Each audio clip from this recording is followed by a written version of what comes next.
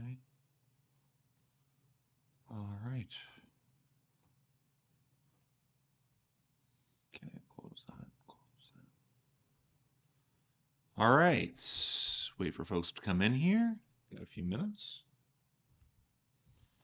Getting all of my stuff set up on my end, making sure I've got everything I need. All right. Can you all hear me well here? Let's say folks can. We're just checking to make sure. Some things over. There we go. All right. Y'all can hear me? Good. Let's hit the intro.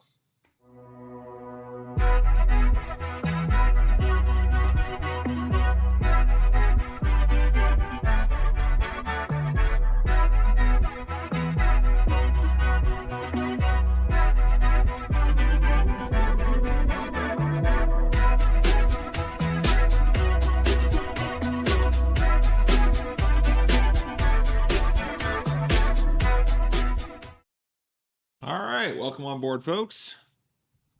Just wait for a couple of seconds for everyone to start filing in. It's been a while since we have had bandwidth. That is absolutely true. I'll talk a little bit about that as we get things going here. All right. Looks like it's still taking a while for the frame rate to catch back up. I feel like I really need to get a new version of that intro that doesn't totally overload the encoding. All right, let's just make sure I can check this here. See how we're doing here. It looks like it's pretty quiet for now. Okay. How's everyone doing tonight?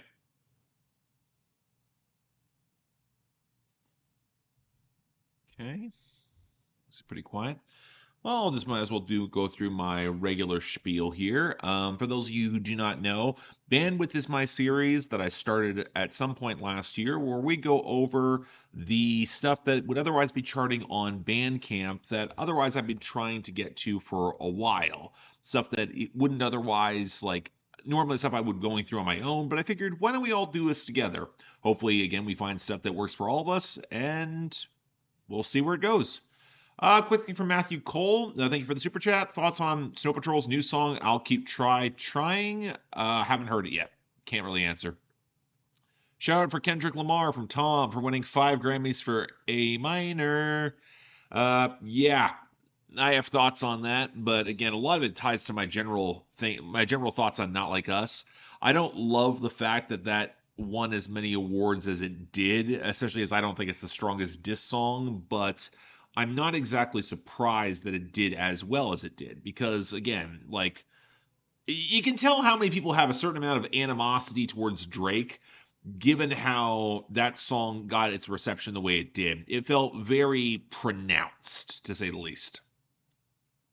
Gojira won. Yeah, I'm not surprised Gojira won that, given that it became one of the biggest stories in metal, the whole response to what happened at the French Olympics in 2024.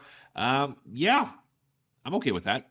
Again, I don't mind metal driving some level of attention and controversy. Like, again, it's one of those things, like, we can ask whether or not metal draws attention and controversy, but again, I saw the response to Gojira of all bands, and yeah, there was some of that, especially by people who don't understand what media literacy is. All right.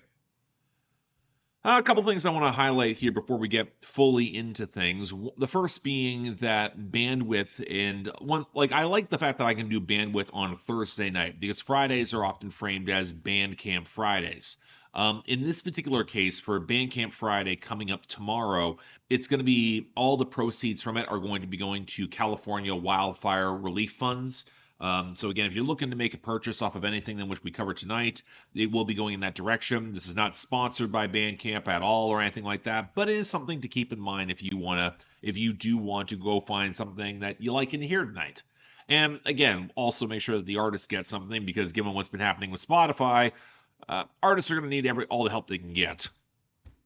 What do you think? Tell Me Again by Dessa as a song? I haven't heard. I don't remember it off the top of my head. Grammys are amazing this year.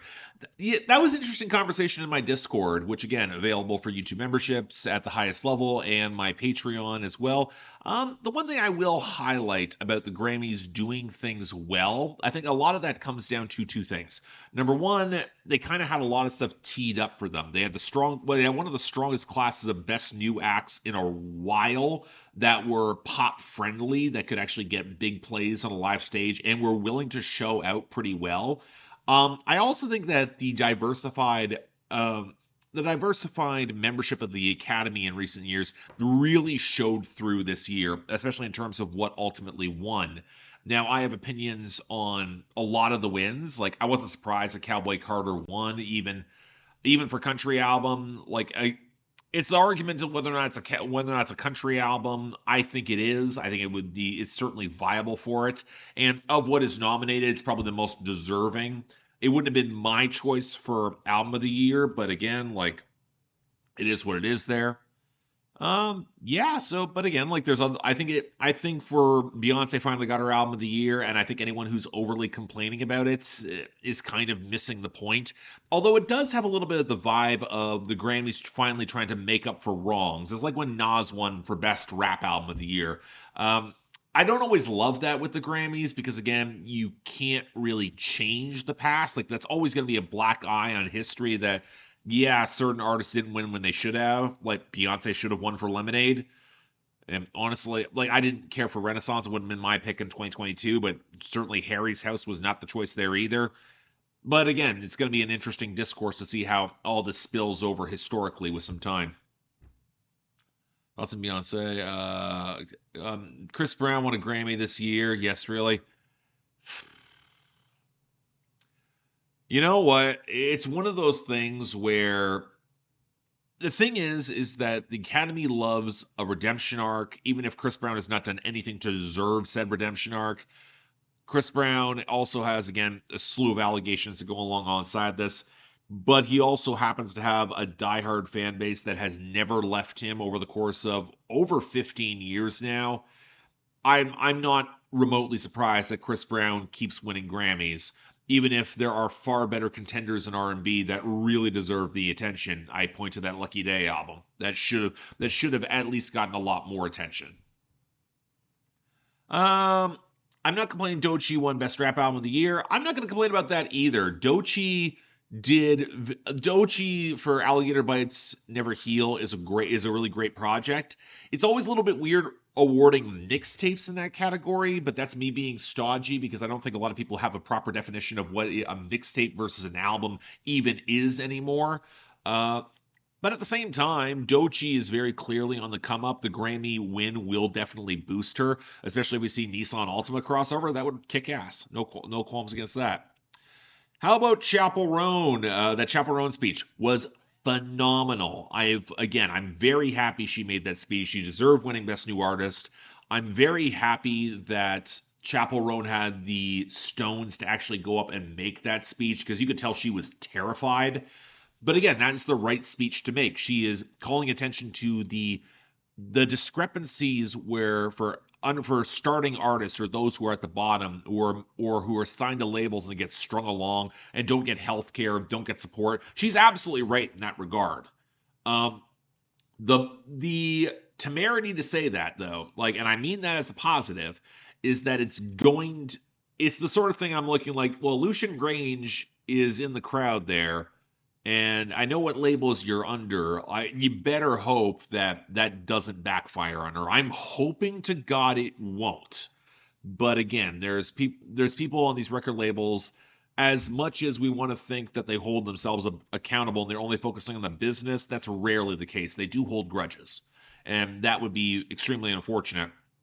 Then there was that god awful piece in the Hollywood Reporter. Again, when you realize that some music journalists hold grudges, yeah, that was not a very good piece at all. Like, that felt like it was trying to be progressive and cloaking a lot of it in really bad language and not how power actually works, especially on those stages. Sure has a new album coming out soon. I'm excited for that. It's been a long time since we've gotten a Sure album, and I would really like to hear that. Like she makes phenomenal synth pop. This would be her first in 6 years. That'd be great to hear. Um, yeah, the industry responded in Hollywood Reporter. They're scared. They should be. You know what? I want to say that. I would like to say that the industry. I like to say that I would love that the industry would feel more threatened in those moments. My issue here with that is that it comes with the stipulation that a lot of artists do not know how to organize themselves well in order to facilitate more direct action. It's hard when, like, it's the same arguments I've heard, like, how many artists would go for a general strike? How many artists would protest and say we're pulling all our music off of any streaming platform? Especially when a lot of artists are caught in very exploitative contracts where if they don't recoup, they're screwed. That's kind of where I go back and forth on it. I'm not saying that engaging with this system is a good thing. It's not. But I wish there were more artists that had the coordination to deliver more effectively, maybe within specific nested genres doing that well. Granted, I also say that about every industry. That should be the case for a lot more writers. It should be the case for really IT personnel altogether. But uh, again, we're facing uphill battles for all of them. Then the key thing is keep fighting them. Yeah, Dream Theater is dropping this weekend. I wonder if they've managed to get past all the backlash they got to the AI art that they used for their album art. Mike Portnoy's back, I guess. I'm hearing some of the rumors that it's good. I went back and I re-listened to a few Dream Theater albums today because I had a lighter day. I hope this new one's going to be good, but the band being they're so far out of their prime at this point. I I don't have the highest of hopes, even with Portnoy back.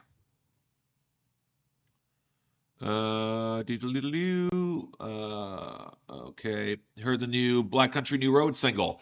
I have, and I actually filmed a song review of it. It will probably go live in a day or two, and then you'll be able to see my thoughts on it. Yeah. How does everyone feel about Blackpink members Lisa and Jenny releasing solo debut albums looking to be entirely in English after Rose did so? Not surprising. They've already had chart success. I think probably Jenny's the best of them, from what I can tell. Um, Again, it makes sense as the natural follow through if BTS is not, and a lot of BTS members are doing the exact same thing, releasing solo music in English, predominantly to cater to that market. There's an audience for it, so it doesn't surprise me that it's happening. It does surprise me it's working as well as it is, especially when I haven't been really wowed by a lot of it, but we'll see where it goes. Okay, let's see what else is here. Yeah, it's going to be a really good metal weekend. It's going to be a really good metal Friday because we have Unrequited and Sayor. That's a phenomenal melodic black metal, well, melodic atmospheric black metal. It's going to be a lot of fun. And like again, like I'm looking forward to a little bit more of that. That'll be fun. Thoughts on This Is War by 30 Seconds to Mars? Arguably the best of their albums, but it's aged terribly. And like there my big issue with a lot of Jared Leto's projects is that they try to present a lot without saying anything. And also lyrically, like you go back to 30 Seconds to Mars albums and identify how badly written they are, it should be no surprise everything else around that. Carter 6 is reportedly dropping in June. We'll see on that one. I'm debating whether or not I'll even review that. Wayne is so far past his prime. Well, you know what? It's not even that. It's not even that Wayne is past his prime. I don't know what Wayne has to say. Like, and I think it's all going to be dependent upon whether or not Kendrick extends an olive branch and actually lets Wayne come out at the Super Bowl. That is a possibility because Wayne will be at the Super Bowl. It's in New Orleans, but I don't know. It's going to be interesting. What do we expect from a possible BTS and Justin Bieber comeback?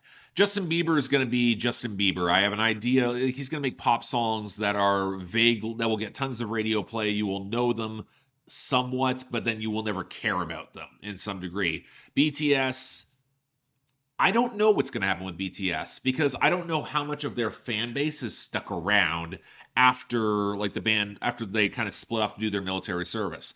I think there's going to be a big push within South Korea. The question is whether or not it sticks the landing stateside.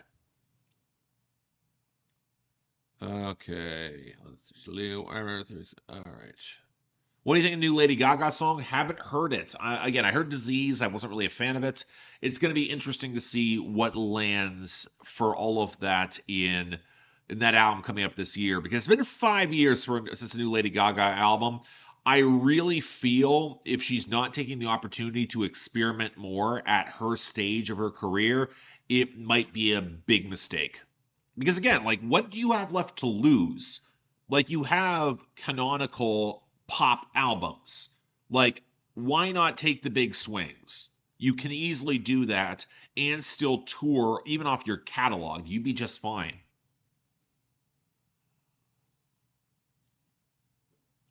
New Gaga singles getting a bigger push. Yeah, didn't think it would go anywhere. Yeah, you know what? I kind of agree. Like, it's getting a push. I'd be curious if it gets shipped to radio at all. I think Gaga's choice to release it associated with the Grammys is going to be interesting. We'll have to see. Um, okay, what else is here? Isn't Lil Wayne a supporter of Trump? Lil Wayne is I don't Lil Wayne's political choices are they're tough to get a handle on, and I don't place the highest amount of stock in them if I'm going to be completely candid. Because again, given the amount of I think Wayne acts in his own self-interest a lot. I don't really trust a lot of his political statements. Because he doesn't make statements on a lot of his records. He has previously, like he was very much in favor of like New Orleans and trying to be local after Hurricane Katrina. But again, you go to his albums, he's not really saying a lot in terms of a lot of the folks that are working in the industry. So he's more rapping for the sake of rapping. I don't have a lot to really say about his politics. Now, does he want to associate himself with Trump? I think he associates with Trump for the same reason a lot of other rappers want to associate with Trump because they see him as a big business. They're drawn to power. And they want to just basically surround themselves with people who like power. Same reason 50 Cent does it. All right. Get a feeling we might get a new Singrid and Courtney Marie Andrew album this year. They've been hinting on Instagram. Phenomenal. It's been a long time. Like I think Sigrid put out an album in 2022, and it kind of came and went, and that broke my heart a little. I want another Sigrid album that's got like multiple smashes. I want her to take bigger swings. Um, let's see what else is here.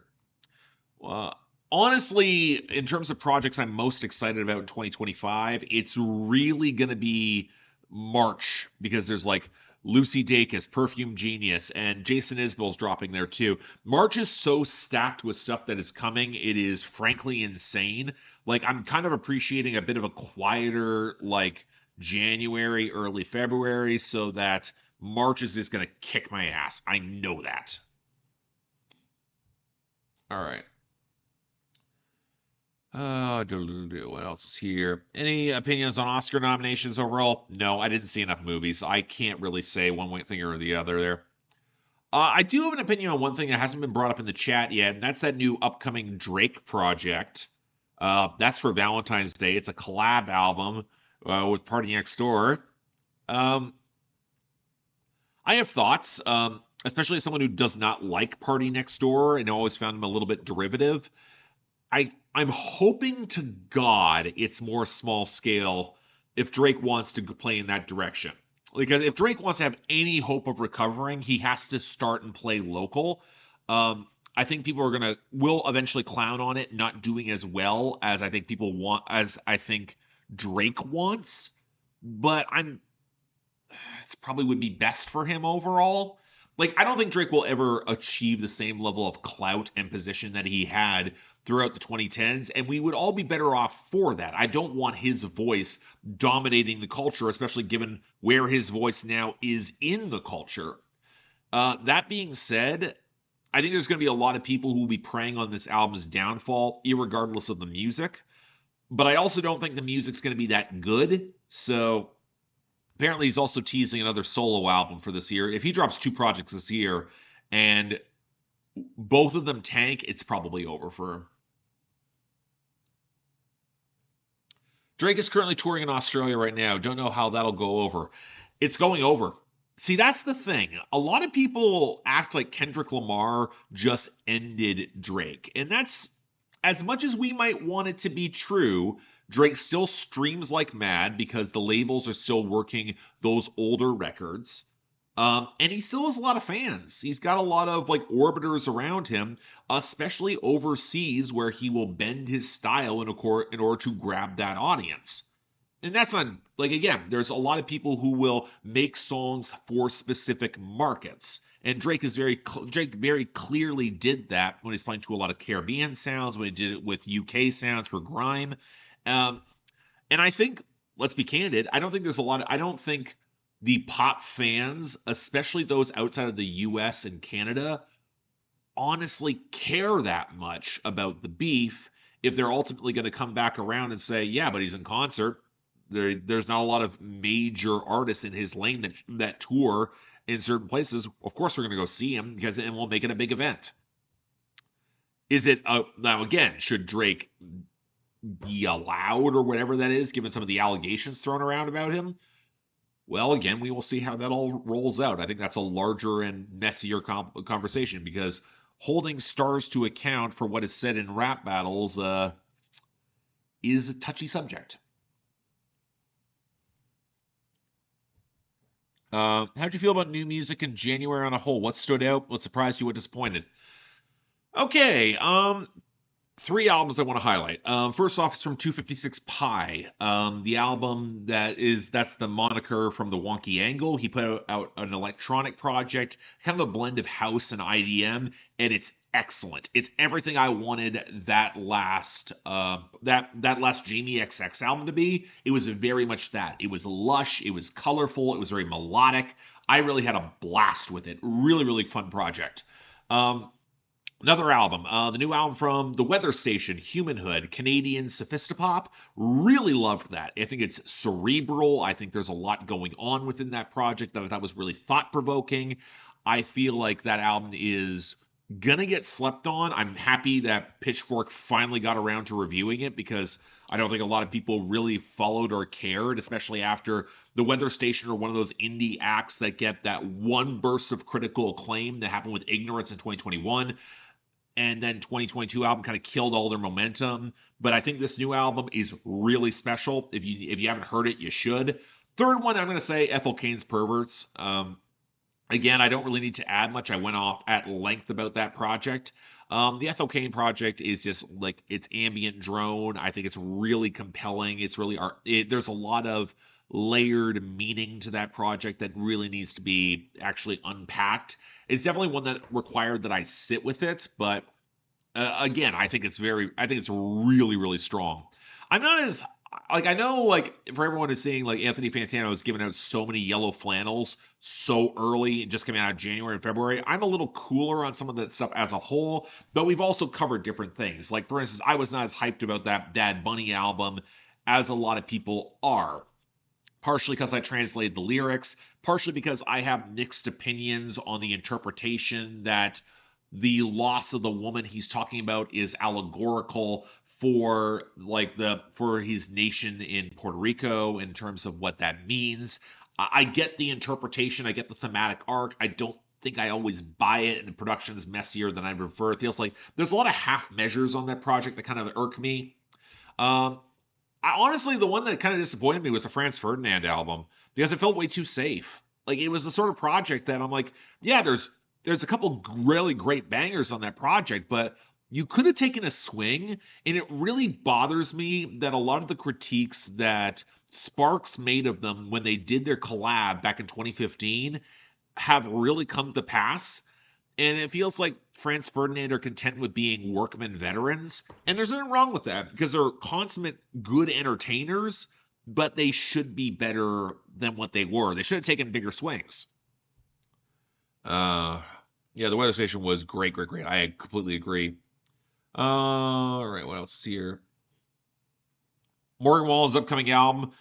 I'm hoping it's like if it's 18 songs, I'll be happy. I don't need another album that's 34 to 36. That would just be a complete waste for me. Yeah, we'll see where that goes. Alrighty. What else is coming up here? Yeah.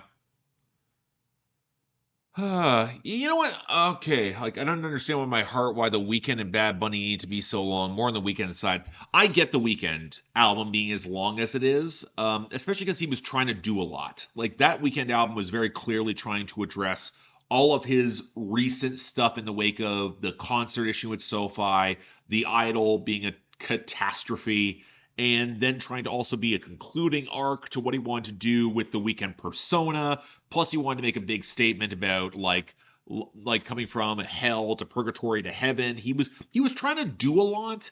I think my issue is that as a writer, I don't think he stuck the landing, and the album just has no momentum, and that lack of momentum really hurt the Weeknd there. I also think I'm just getting sick of Mike Dean's drums because they're loud, but they don't have impact in the mix.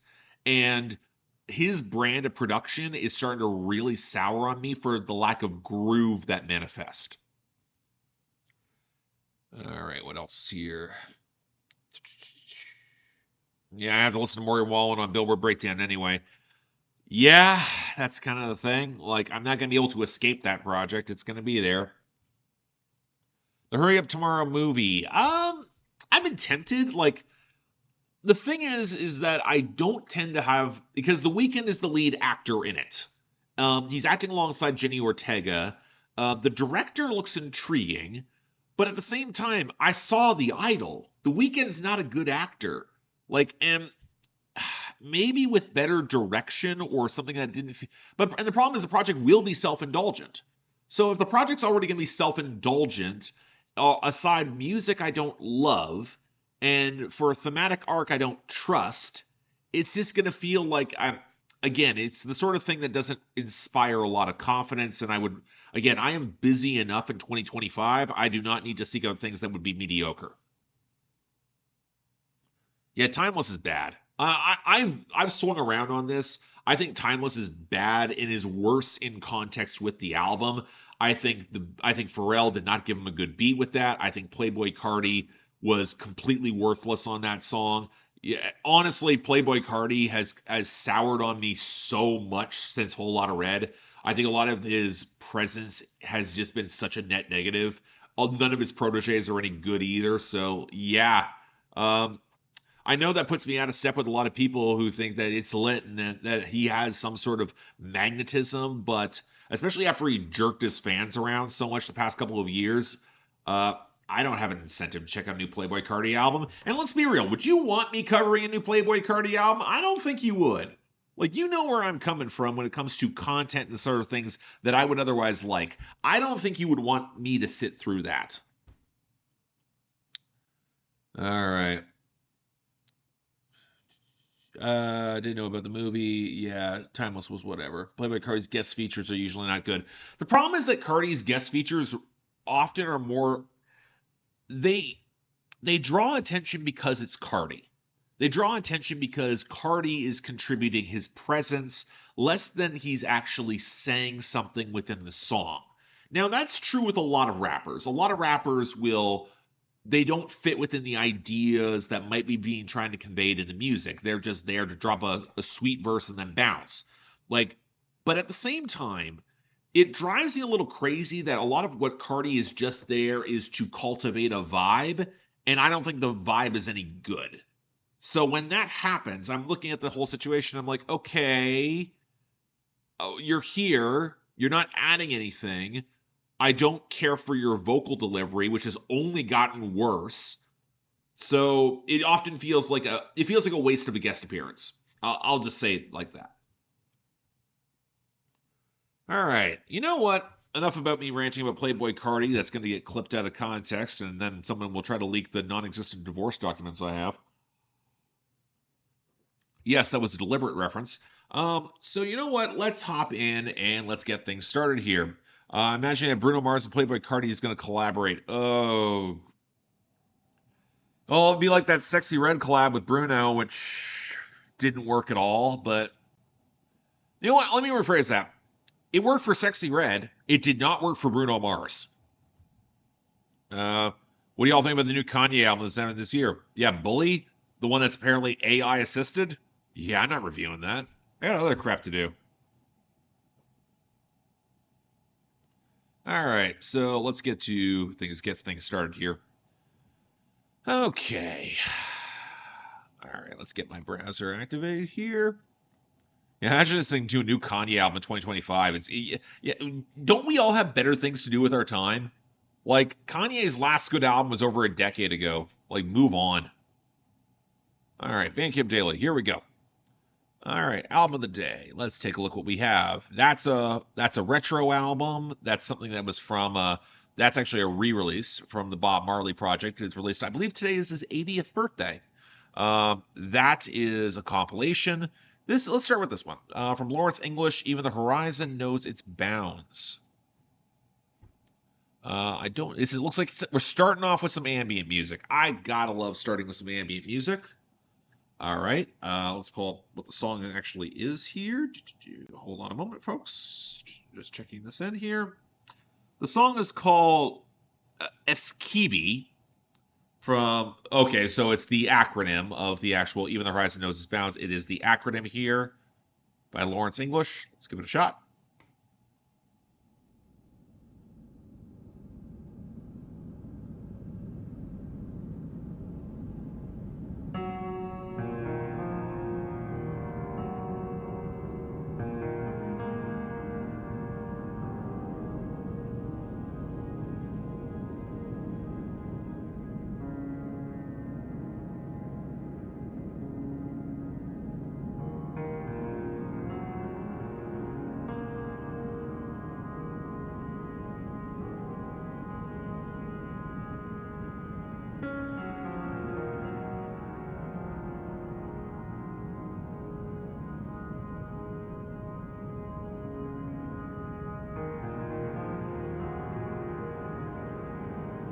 There was some very melancholic pianos.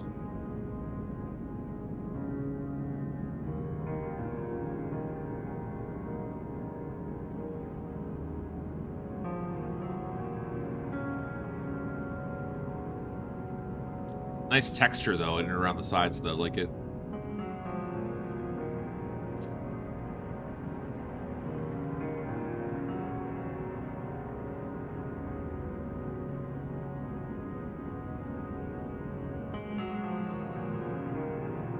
It feels very haunted.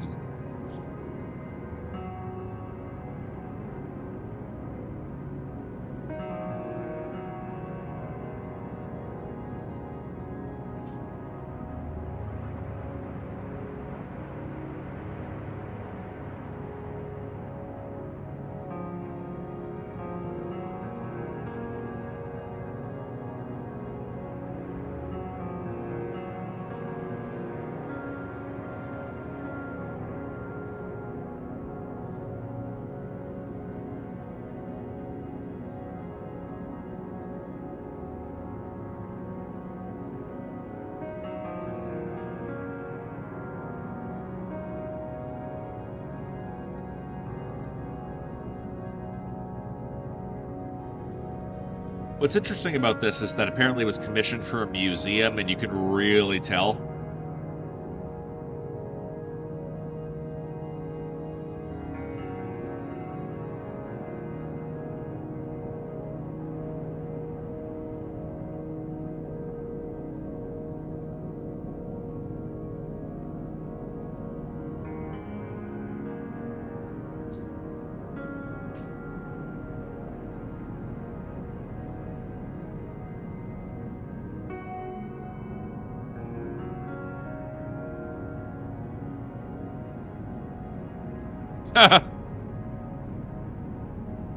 Yeah, this sounds like a beef record.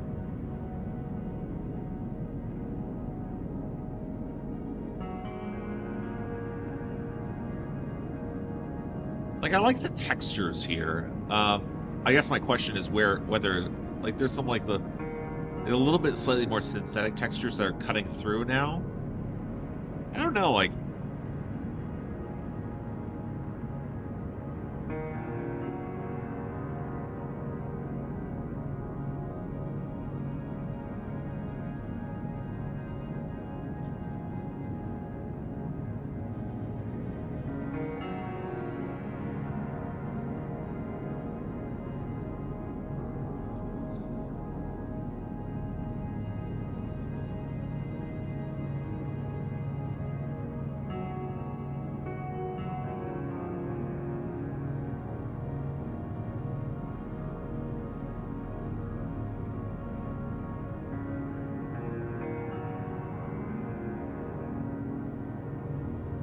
Huh.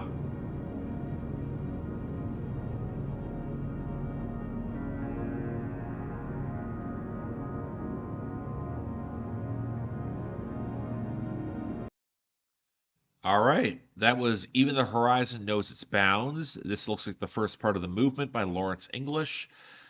I'll be honest, like Lawrence English, I recognize the name because he's done stuff in like experimental ambient music and a lot of electronic music and some experimental music that I've wanted to hear more of. Like I see him whenever I go to the record store, I see a collection of his albums. As some of early exposure, I think that was all right. Like the pianos were nice. I like some of the fuzzier textures around it. I feel like the song didn't really progress much. It kind of just sprawled out on my ambient bullshit. I don't know. At the same time, like I wasn't wowed. Like it wasn't something that was like it felt like it kind of had a singular mode, but didn't really evolve from it. Uh, so yeah, it wasn't bad per se. Like I liked a lot of its tones, but it didn't impress me a lot. Again, maybe again from what I've seen here, just to reading through the description, he's worked in Merzbow before, so and like the list of electronic or like experimental acts he's worked with is pretty eclectic. Like yeah, Jim O'Rourke, Claire Rousey. Like there's people here who he's clearly working with that are more in the avant-garde. This did not feel avant-garde to me. It felt a very conventional piano-driven ambient, but not bad for it. So I don't know. That was all right. Let's take a look at their other albums. Next we got from Mike. This is Showbiz. I'm not a big Mike fan. And this goes back to a review I did a while back, but I am curious because again, he gets a lot of critical acclaim these days. I'm curious where this is going to fall for me, especially given his brand of rap isn't always my thing. Just gonna get the name of the song here. The song title is Bear Trap. It's the album opener. It's from Showbiz by Mike. Let's give it a listen.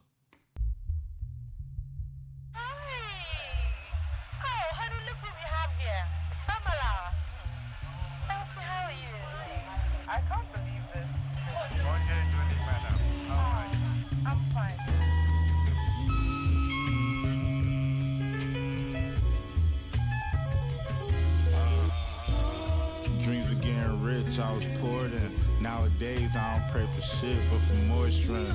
I know you waiting on me twin. I keep a sword chest. A model ways to tell you what it is. I had to forget.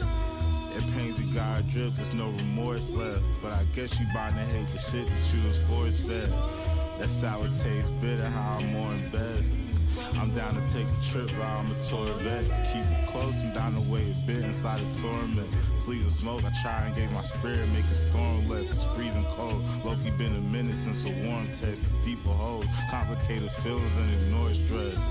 But I'm the only victim of the warhead. Could be explosive. Gotta play the villain and mature friend. The Greek and toast. Gotta take a witness to this horse and to each his own. Cause I done did the mischief with my own hands. The separating living. It's a good tune, but like I don't know. By the chase this liquor with a slow jam. The dreams are getting rich, I wasn't poor. Nowadays I don't pray for shit, but for more shit. My future is music. I like music, and I'm not gonna stop. I'm gonna keep on with music because I like music. Yeah, plus it's a good way to describe it. Seem to be quite hopeful. What do you think the future of your friends will be in this neighborhood? In this neighborhood, well, a lot of them will go to jail. Most of them will go to jail, and maybe some of them will become good people because some of my friends are good people and they go to school and everything. Some of them don't, but that's how it is. Some of your friends are good, some of your friends are bad. All right, beat change. Really don't like those tones in the beat change.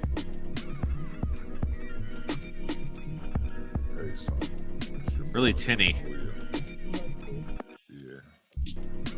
Just wanted to find out if you're still in England or you're on your way to Paris. Yeah, I don't care for this. Please call me. I need you to do something for me. Alright. I'll talk to you soon. I love you. The girl said I love you as well. Alright.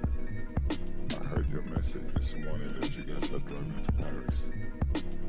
But call me if you're still in England, alright? Let me know. Alright, talk to you soon.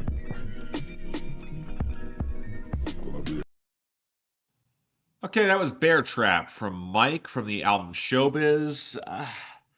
You know what? Here's the thing with this. I don't think I can recognize when something's not for me. Uh, the thing with Mike in that his delivery is very shaggy. It's very like kind of a little bit unkempt. The flows are not exactly tight, but that's done to accentuate the realness of what he has. A lot of his music's very dark in that regard, very emotive in that framing, and it's like it's. I'm going to use the term emo, but I don't mean that as disparaging because again, that's very close to what he is. I guess the problem I have with this is twofold. First off, I don't love. I feel like the technical chops do have to come through at some point, and he's getting a little sharper, but I'm not drawn to that delivery. I'm not drawn to a lot of the bars in which he's saying it. Like, I feel like there's good plain spoken observations, but I'm not really pulled in by much more. The other problem here is that his production is very shaggy, it's very rough around the edges, like a lot of the samples punched in, and it creates this feeling of a lack of structure. And that's generally true with Mike's stuff. A lot of his songs are very short. There isn't much structure that in order to fill in those gaps. And like you guys see with this song, you got a beat switch, not a good one in my opinion. I thought it got really tinny. I think it got very like plinky. I didn't like how that sample was spliced in that was more pitch shifted. Again, I can recognize this might be for someone. It's just not for me. But again, if you're curious, this is getting tons of critical acclaim in certain spaces. There are a lot of folks this is going to be a high on their hip hop list. Not really for me. Not my thing. All right, we got one more in the albums of the day category here. This is from Ebo Taylor, Adrian Young, and Ali Shaheed Muhammad. Jazz is Dead 22, Ebo Taylor. So this is the Jazz is Dead compilation. I normally tend to avoid these sorts of compilations, but again, this is focusing on one artist at a time. This kind of looks a little similar to what DJ Kicks does. So I was curious about this one. Let's take a look what we have. I just want to get the name of the song properly. Here we go. The name of the song is called Get Up. Obviously, I'm not going to get up. I'm going to sit down and listen and pay attention. From Ebo Taylor, Adrian Young, and Ali Shaheed Muhammad, Get Up.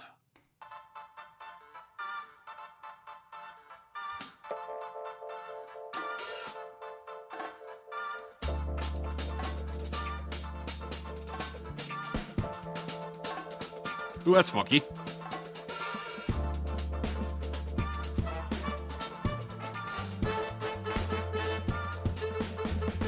There we go.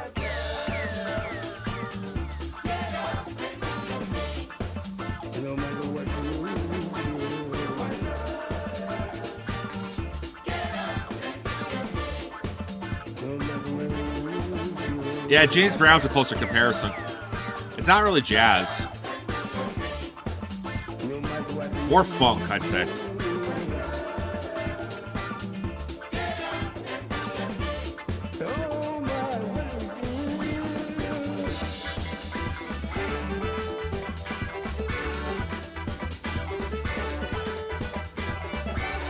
Yeah, the horns sound great here.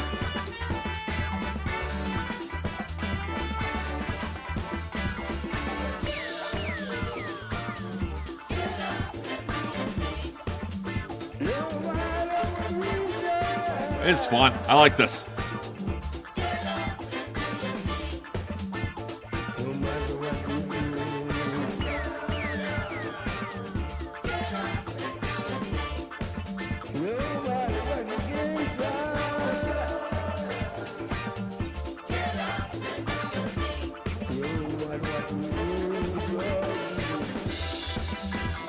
Ooh.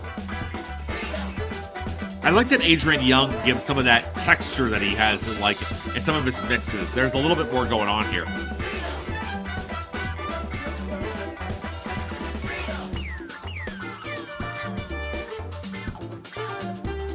Also, the horns are great. I love the texture of the horns. Oh, I got a flute!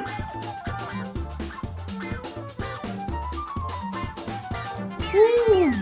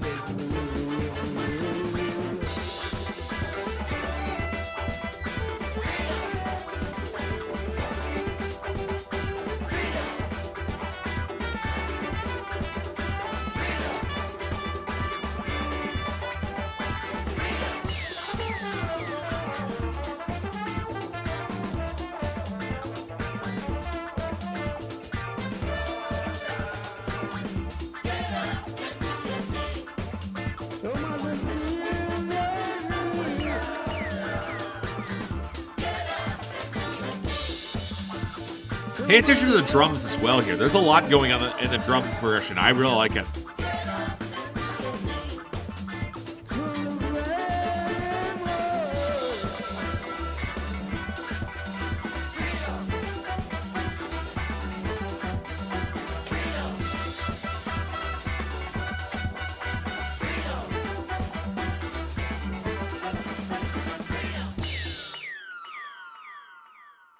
That was Get Up by Ebo Taylor, Adrian Young, and Ali Shaheed Muhammad. And that's from the project Jazz is Dead 22, Ebo Taylor. A couple of things I want to highlight here, just reading through here. Ebo Taylor was a West African from Ghana, originally a guitarist, songwriter, and band leader. When Eber's actually contributed to this, he was 88 like in 2022, like he worked behind the scenes on he was 88 years old. Like he was doing improvisational stuff and blending in a lot of jazz. Even though I would say that's more funk, and even though I wouldn't say his vocals were incredibly strong, they do contribute well to what this is. Really like the guitar work, really like the percussion, really like the texture of this mix. Like I saw the comparison to it being more plunder phonics, but I think it's more because Adrian Young and Ali Shaheed Muhammad are hip hop producers, so they'll know how to chop some of this in a way that it feels like they'll capture the groove still, but they're also adding that little bit of texture that makes it feel like something that was discovered from a different time. And honestly, kind of was, given from where Ebo Taylor is coming from. So yeah, again, that was impressive. I'm not sure I would go back to it a lot because, again, I don't think that was driving in a way that is the way I like my favorite funk music, but at the same time, that was pretty impressive. That was good stuff. Excuse me. All right, so that handles this stuff. Let's get down to Bandcamp directly. We got a decent number of songs to get through, and I want to make sure I get through as many as we possibly can here. So, all right. So we're starting off here. Overall, I don't have a hard set in terms of a time which we want to stop, but it potentially may be a short-ish night tonight. We will have to see. I didn't find a lot of massive bloated songs in our rotation. It may be a little faster. If anything, that's a good thing because I really don't want the stream to get killed an hour and a half in like it was last time I was on stream. But all right. First off, from Alan Abrahams. It's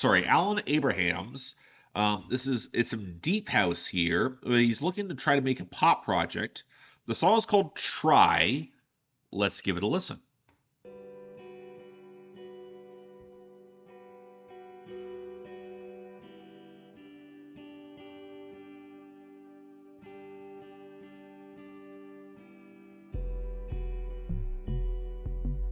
That is a deep bass.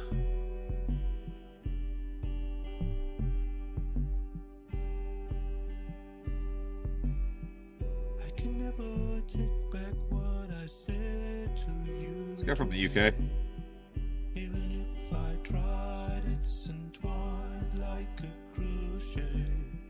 It can never burst this bubble that we love in. There's fear where all else begins.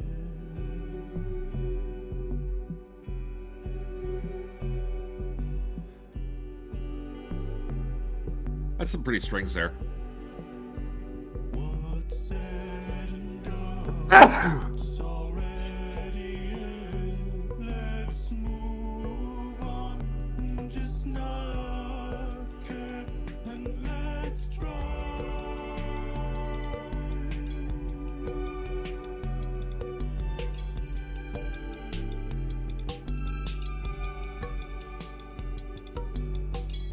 A dead end is a new beginning. Don't love that tinny beat that's added in. It's you that'll lift me up. What's said and done, Ooh. Yeah. I don't like that beat there. I really don't like that beat.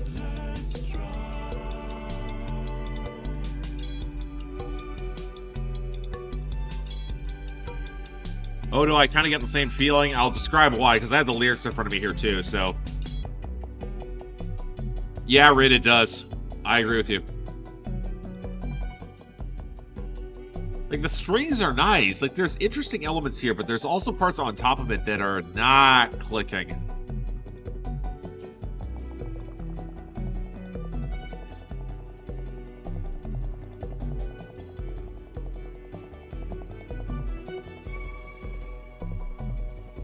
Yeah, I don't know about this, guys.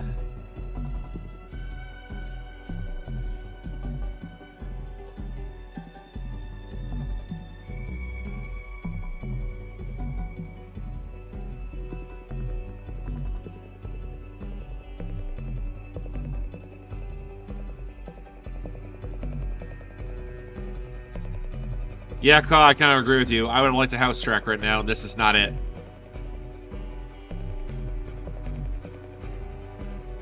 This is kind of cool. I like how it's sawing up here.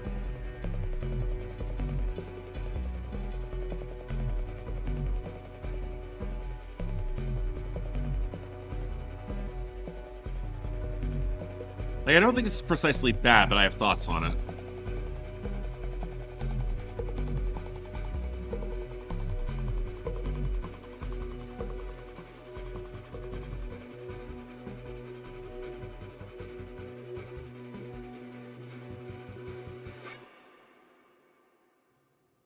Okay, that was Try by Alan Abrahams from the project Ascend.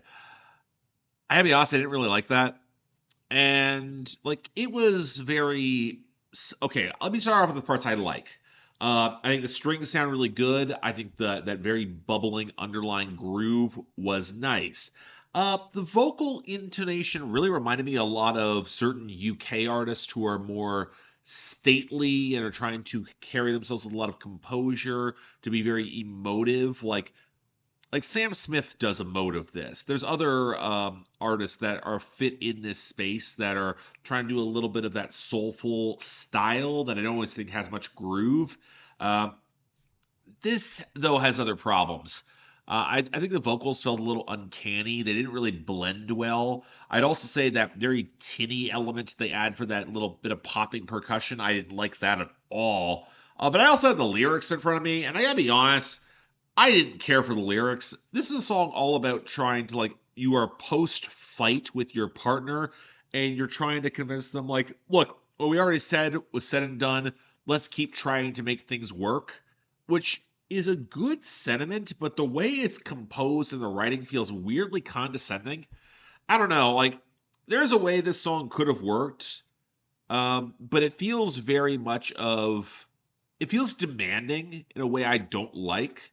And again, when you combine it with the other elements of the instrumentation, it just... There's a pomposity to the song that I think this strikes a very odd note. And yeah, difference is Sam Smith has range, and they've been adding more groove on recent projects. Honestly, you're exactly right there, Justice Zach. I think Sam Smith would be a much better fit there. All right, let's keep moving here. Next up is from Tako Toki, a blend of West African grooves, Korean folk, and minimalist electronics, entirely on homemade instruments. Oh boy. Okay, the title, apologies for the language here, Husutis Farfelis, and the song, oh god, Husuti Farfelu. Okay, let's give it a shot.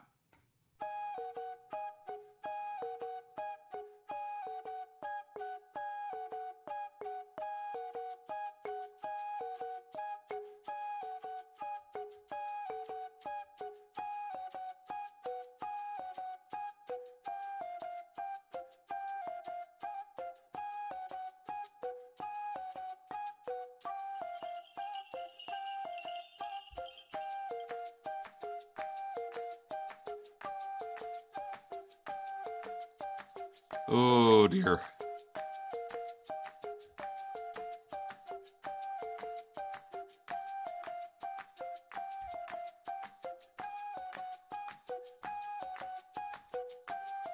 But I don't know if it works with the woodwinds.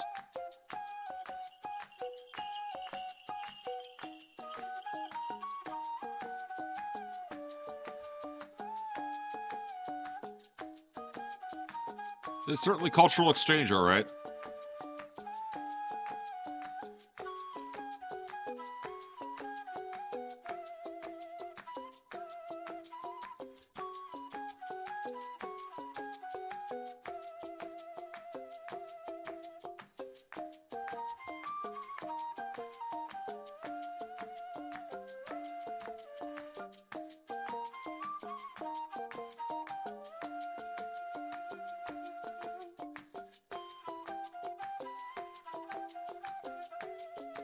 I kind of get what this is trying to do, but like, I don't know.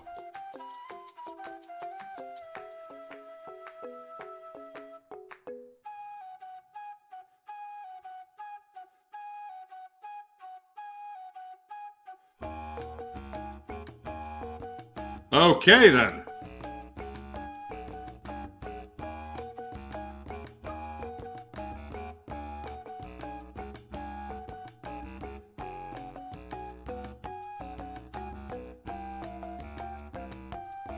I don't want to call this quirky, but this reminds me of a very specific brand of music.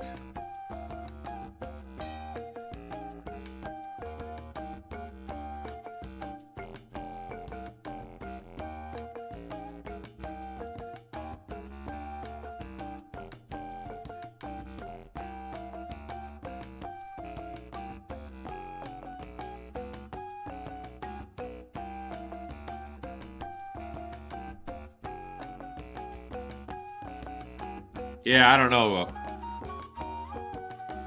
Ha! Yeah, sure, man. I kind of get that.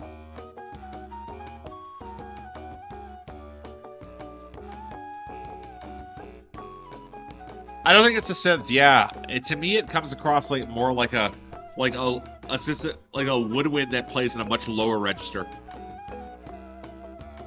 much deeper timbre.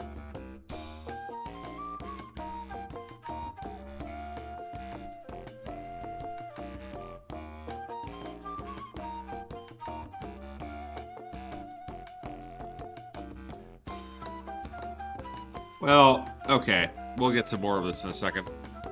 Because, it's definitely not a synth.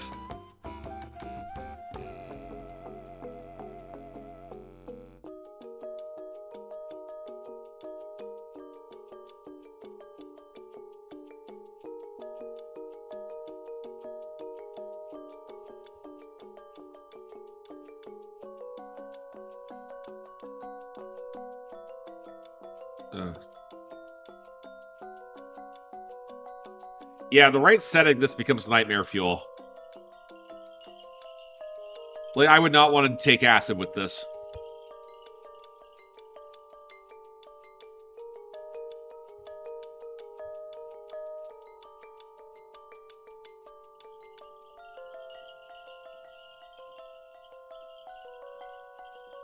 Oof.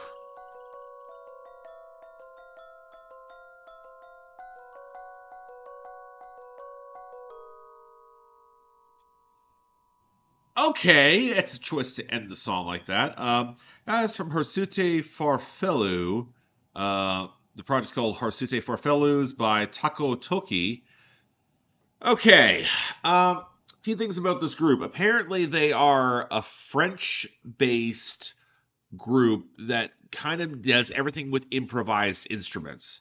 So, you're reading a little bit of their description. A lot of it's from like discarded PVC piping and like a lot of like stuff that's built DIY. And hate to see, kind of tell.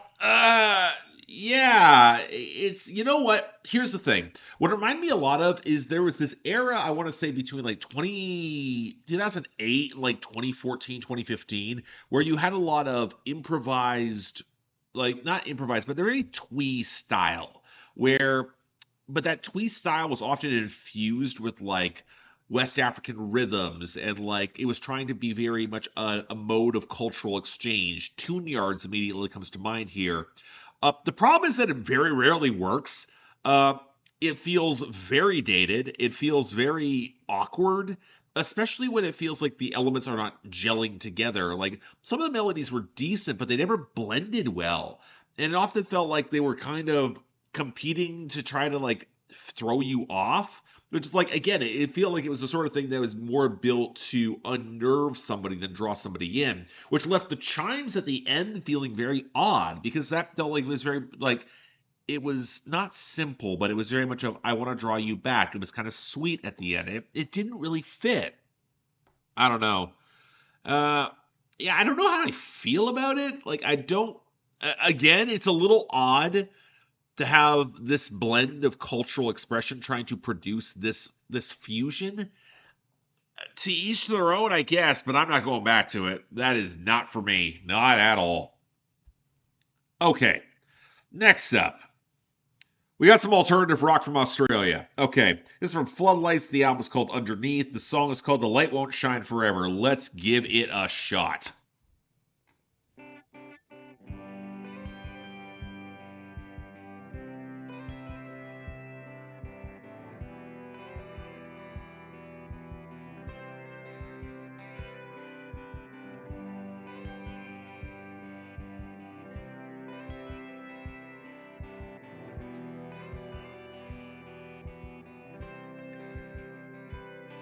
When I dive into the water, I feel divine. When the words just come out right. When the love inside me overheats. When the white noise comforts me.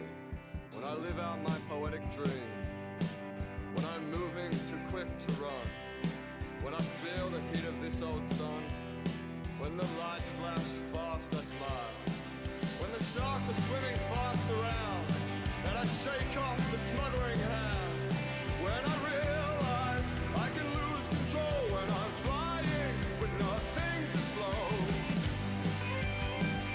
I like the guitar line, and this guy kind of gives me like Hamish Hawk by way of Nick Cave vibes. When things aren't always what they seem. When a moment changes everything.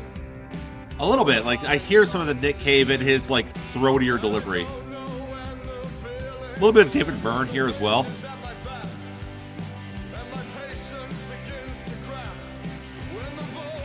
Yeah, Isaac Woods, I hear that too.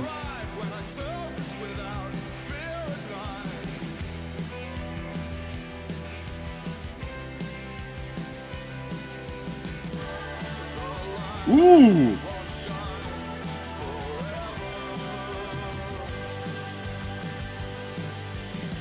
Okay. I like the bells.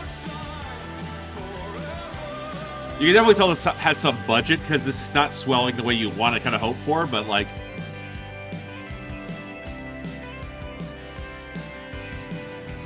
Noah, I hear the True Body comparison. That's not bad. When the cogs inside of me are glowing, and what's to come is filled with hope.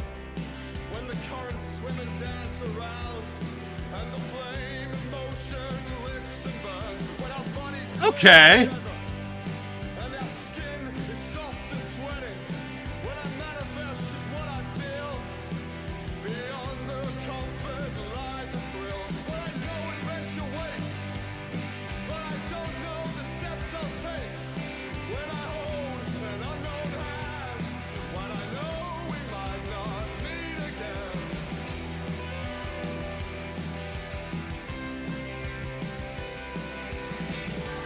The light won't shine forever. The light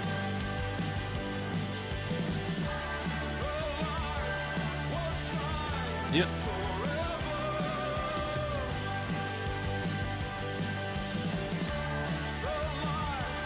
won't shine forever. The light won't shine forever. The light won't shine forever. I definitely hear the killer side of it now. Won't shine forever, but it is now.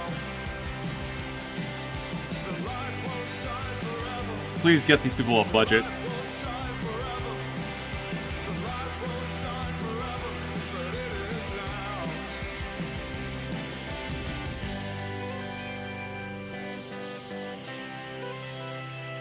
Let's trim it out. All right.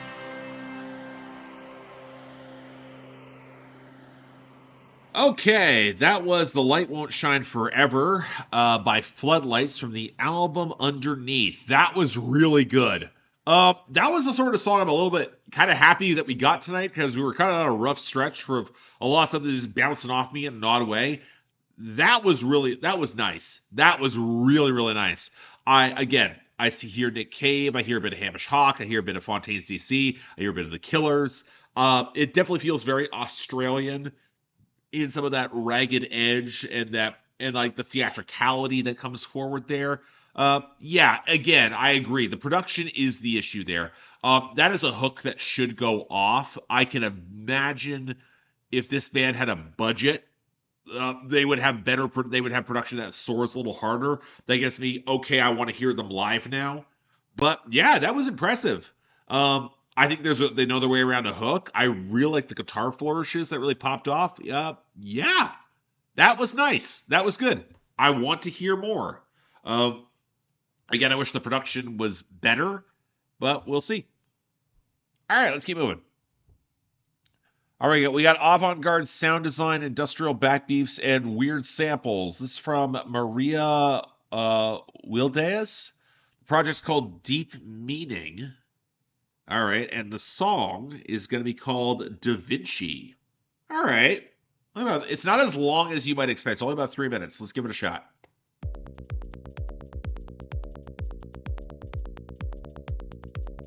I need the appropriate lights here. Oh, give me yellow.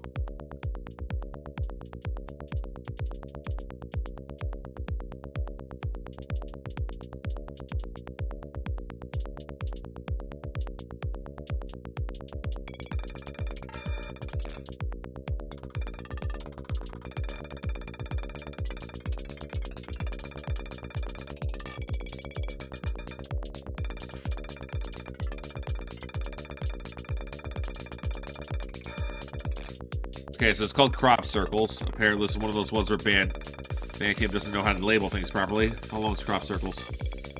About 5 minutes, okay.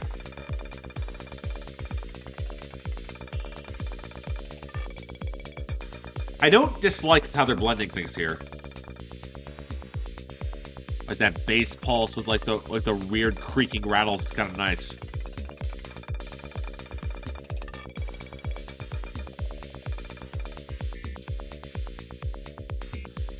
I don't find this that avant-garde, really. Like, it's very industrial.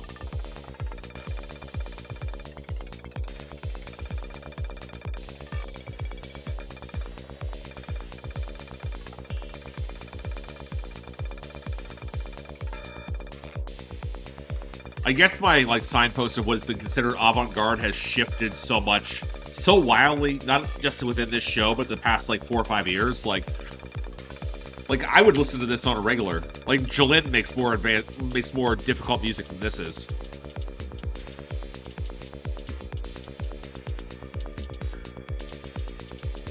I hear Chemical Brothers. I actually do agree with you there, Blake. There's a little Chemical Brothers there.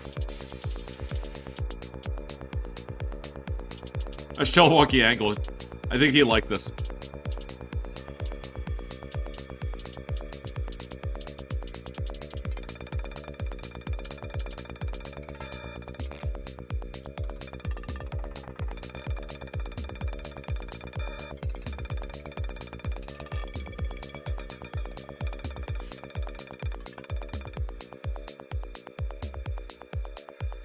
This is very well produced. I'm gonna say that. It's very meticulous in how all of the creaking, weirder elements are blended together. I think I really like that. As someone who doesn't like, this has a bit of a techno vibe. Especially as it appears, this is very, very. Yep, it's German. Surprise! Ooh, that's cool. I like that. All right, let's make it a little weirder, a little darker. Let's go.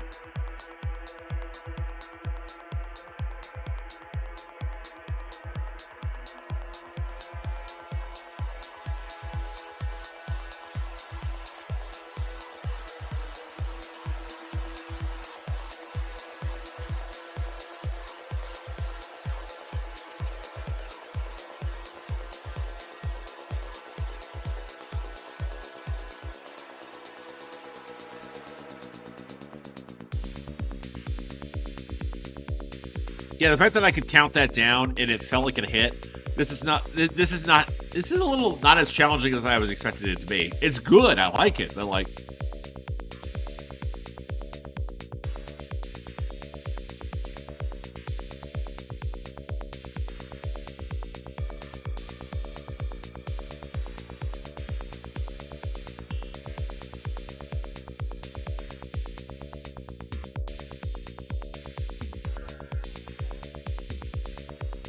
choice.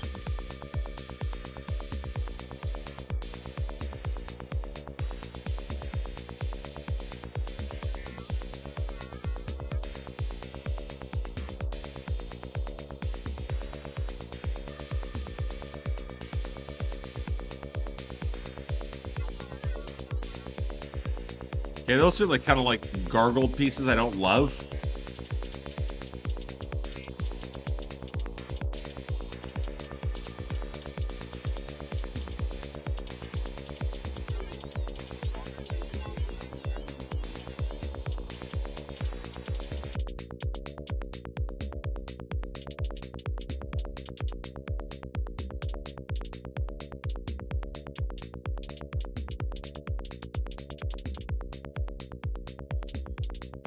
It's definitely feeling it's liked, though.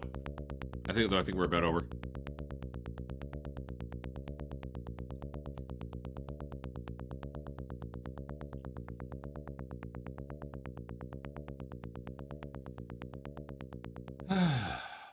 All right, that was Crop Circles by Maria Wildays. Wildays, I think. The album's called Deep Meaning. I like that a surprising amount. The one thing that kind of, like, again, it didn't feel very avant-garde. I think like it was kind of being missold, because that to me felt very almost borderline traditional in certain elements, especially calling back to the Chemical Brothers, calling back to some types of very modern techno, with how like certain elements were creaking in and around, but also blended very well. Very clean, very meticulously constructed. I thought that was actually pretty impressive. I thought the vibe was pretty nice. I think some of the haunted elements that came through in the midsection were nice. Didn't love some of the warbles that came in the back half, but like again, like those are minor complaints, and overall a pretty well constructed vibe, pretty well constructed song. Again, like I don't love techno, so that's probably not something I would go back to a ton, but you know what? That was all right. That was actually surprisingly decent. Especially now, again, it wasn't really boundary pushing, but sometimes when you do the good stuff well in that lane, especially for a debut, at this point, this debut has only one person who has bought it. Like, I kind of respect someone who's putting themselves out there and delivering that much quality from the jump. If you're looking for buying something, Bandcamp Friday. Again, that's the time you want to do it. And additional proceeds, they go to the California wildfires. I'm going to keep shouting that out. Okay. Yeah, all right. Let's keep moving on here. Next is from Jesy. Airbag Woke Me Up. Oh, dear. Okay. All right. Airbag Woke Me Up. We got... Let's see what we got here. I don't...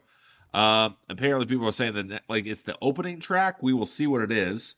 Either way, it's not that long. So, all right, let's hear what we got. Let's get some London rap.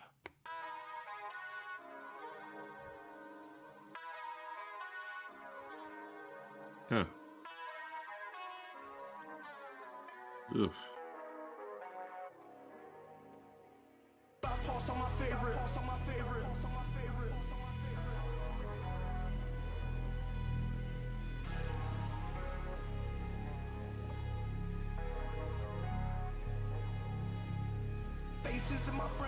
Yeah, it's his bad parts are my favorite.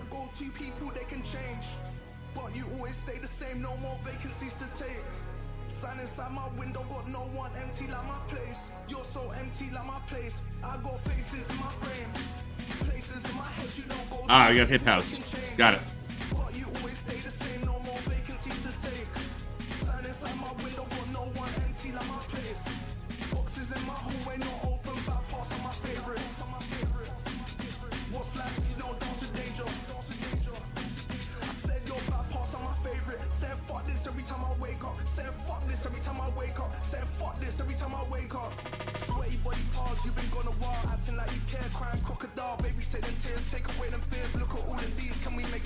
He can spit.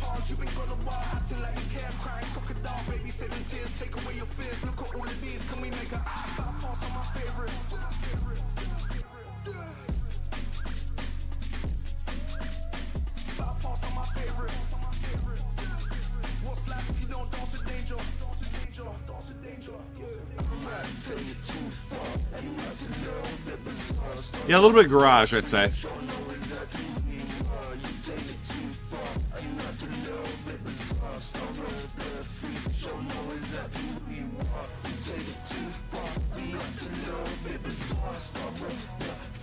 The slow tie comparison is also valid.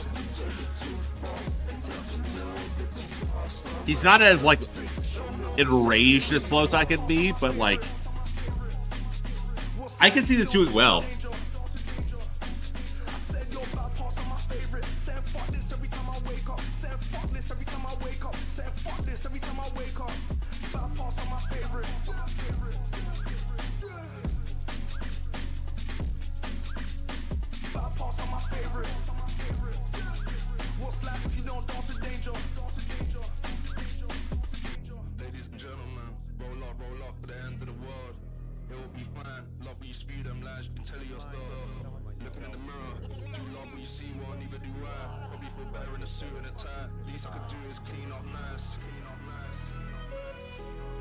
Ooh.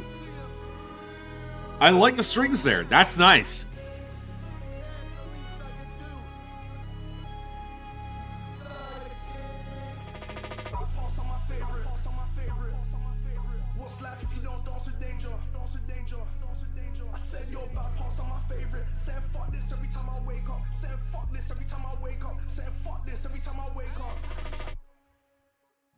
All right, that's Bad Parts of My Favorite from Jesy from the album titled Airbag Woke Me Up. I like that a lot. There's a lot of things that I really appreciate about that. First off, the one thing that immediately comes to mind, his flow is sharp, and flowing over garage beats can be very, very difficult for as cacophonous and loud as they are. And the fact that he was able to still sell emotion and some pretty tangible angst and like existential worry was pretty impressive. Like again, I'd make the slow tie comparison, but slow tie was always more ragged and bombastic. This is more cultivating a feeling of dread. And I think that has some relevance there. Like, I mean, would you listen to this or listen to Central C? Like, that's what I thought. Like, that was pretty cool. Again, I thought some of the melodies internally were really well done. I like the strings that came on in the end. Yeah, that was neat. I don't know how well it's gonna work. I don't know what additional traction this guy has. Doesn't have that many followers here on Bandcamp, but yeah, that's someone who has the polish that I could imagine playing on the UK charts if he had the right push. And again, my folks who are in the chat who are from the UK might be able to testify to that more, or how difficult it might be able to get on the UK charts one way or the other. But again, I heard Promise. I'm definitely going to stick up for Promise. And again, not many people were buying this either, so if you're curious, give it a shot. All right, next up. This is from Frankon. The project's called the Just Say EP. I get the feeling this is going to be some ambient music, or like ambient down-tempo house. Okay, I like that. The song is called, the title track is called Just Say. Let's give it a shot.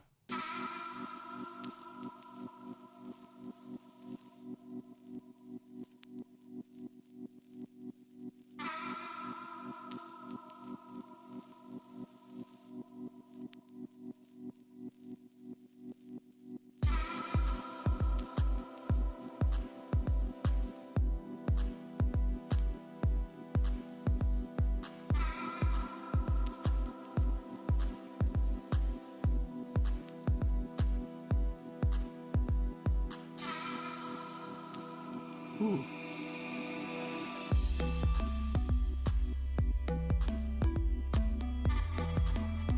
Something's off with the beat there. It's not punching in the right spot. Like that stutter is off.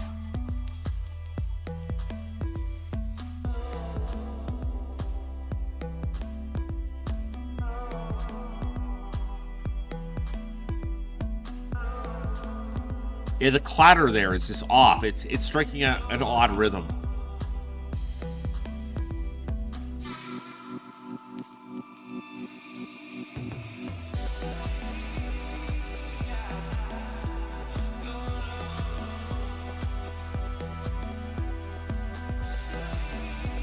Yeah, he did, Blake. Multiple sets of it, too.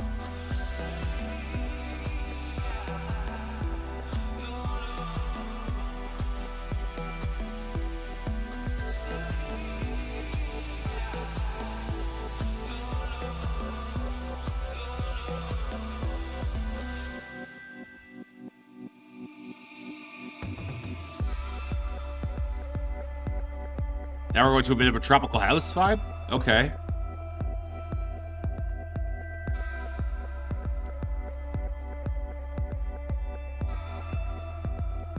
Yeah, it's pleasant. I agree with that. It's a pleasant bounce, but I'm not sure it's doing a lot here.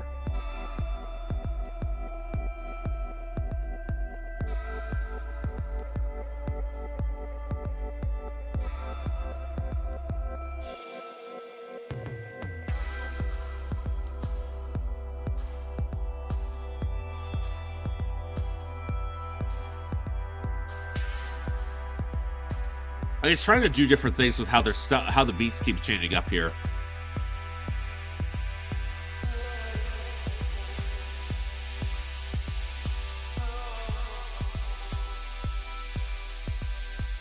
Blake, it's not hard for it to be better than Maroon 5 Tropical House song.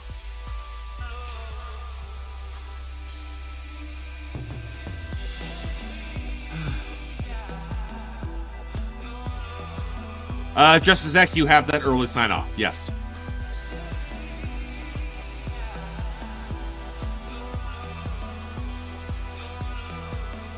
And if you want to get albums on my schedule, well, I'll mention it later.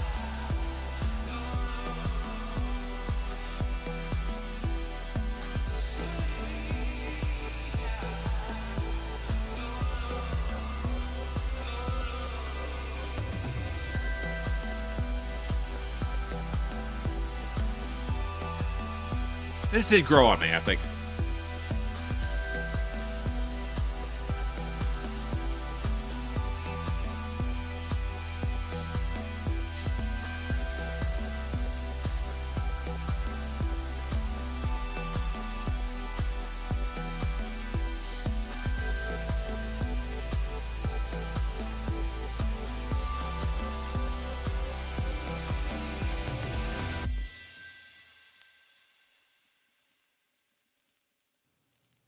All right.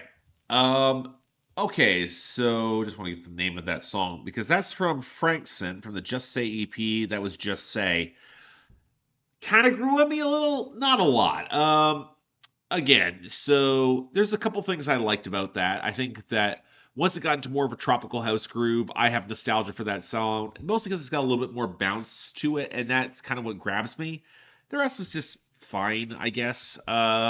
I don't feel like the vocals did much. I don't think the melody did a lot.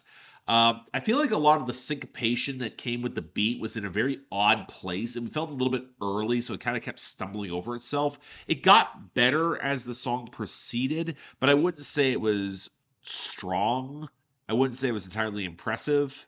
So yeah, like I don't dislike it, but I also don't feel like it was doing anything that was all that special. Or like it felt like this once it got into a groove, it reminded me that there's other acts that I like that do that groove better. But all right, let's keep moving. All right, this is from Lucrecia Date. The album's called Cosarera. Also the name, it's from her new EP. It looks like this is the title track featuring David Sylvian. Let's give it a shot.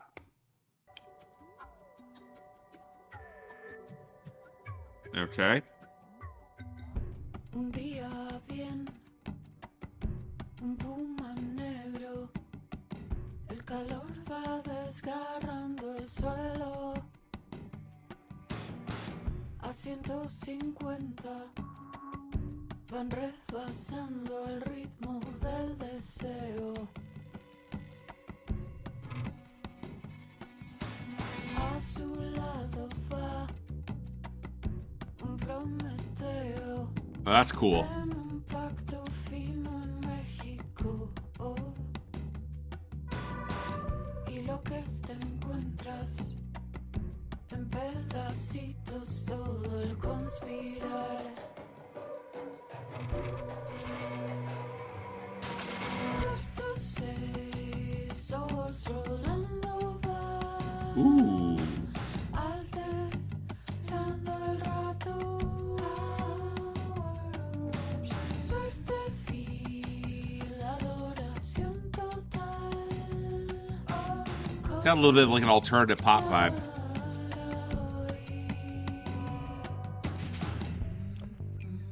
Oh no, the answer is yes.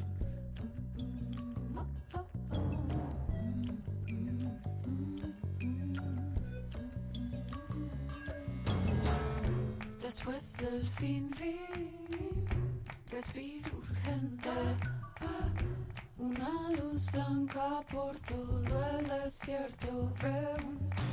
¿Tienes fuego? Caroline le dice desgarrando su pensar.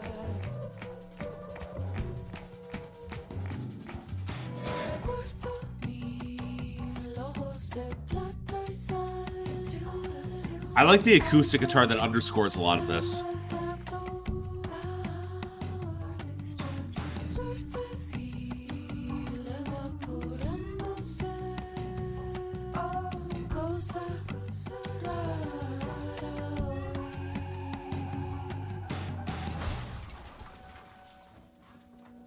Oh, damn. Okay. Alright. That's dark.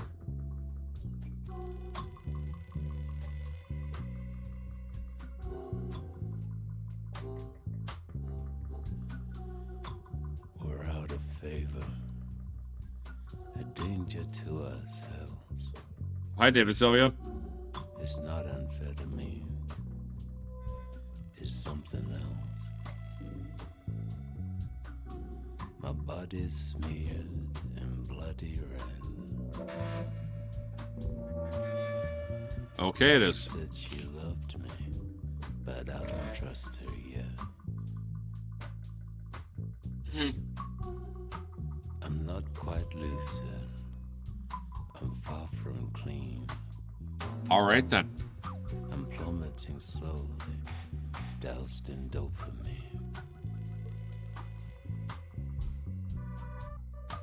The walls are thin, my nerves are shot.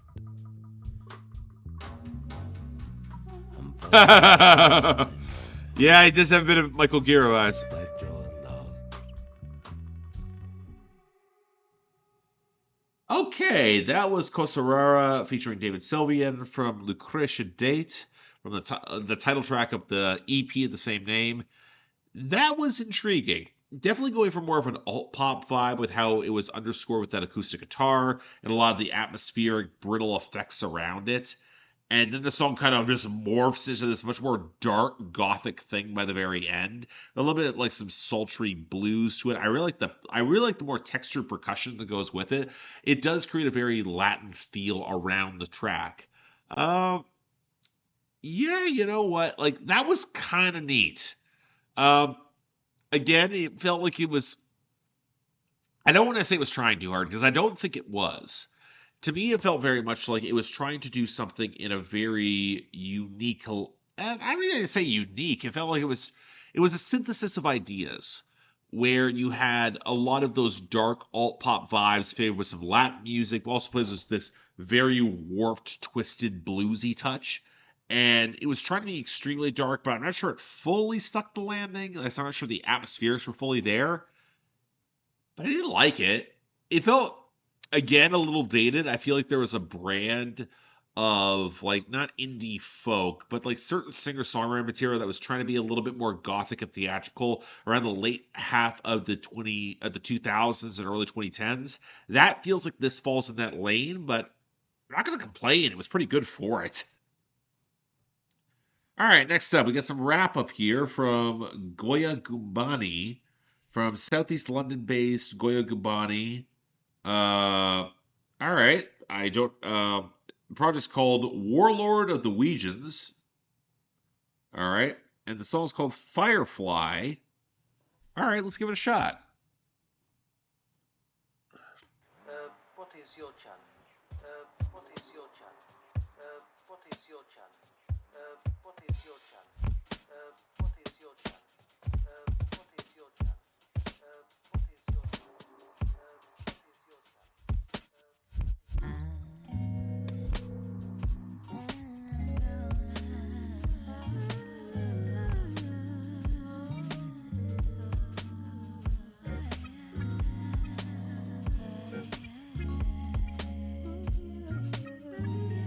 Right now, I'm getting Erykah Badu vibes.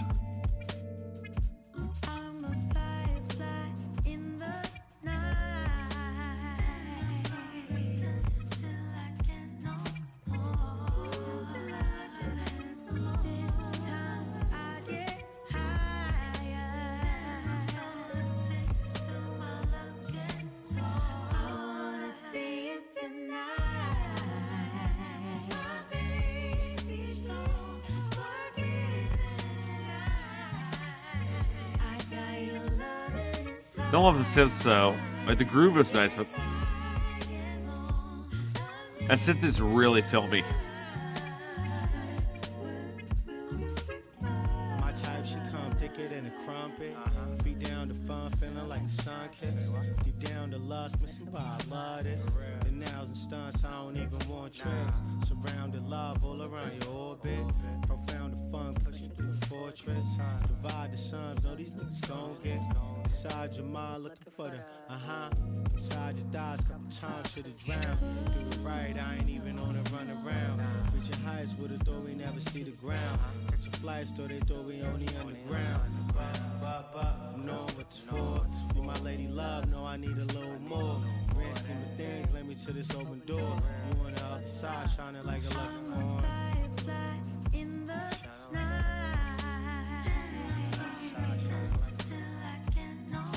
Yeah, the beat's not great on this. That I will fully agree with.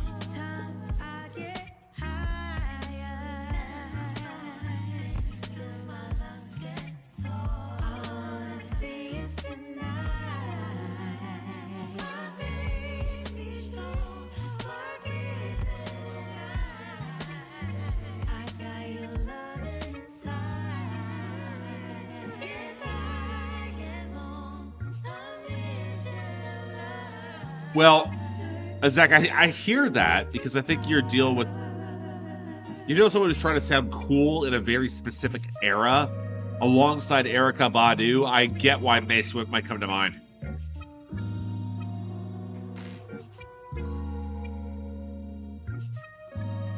I should like Wes more than I do, though.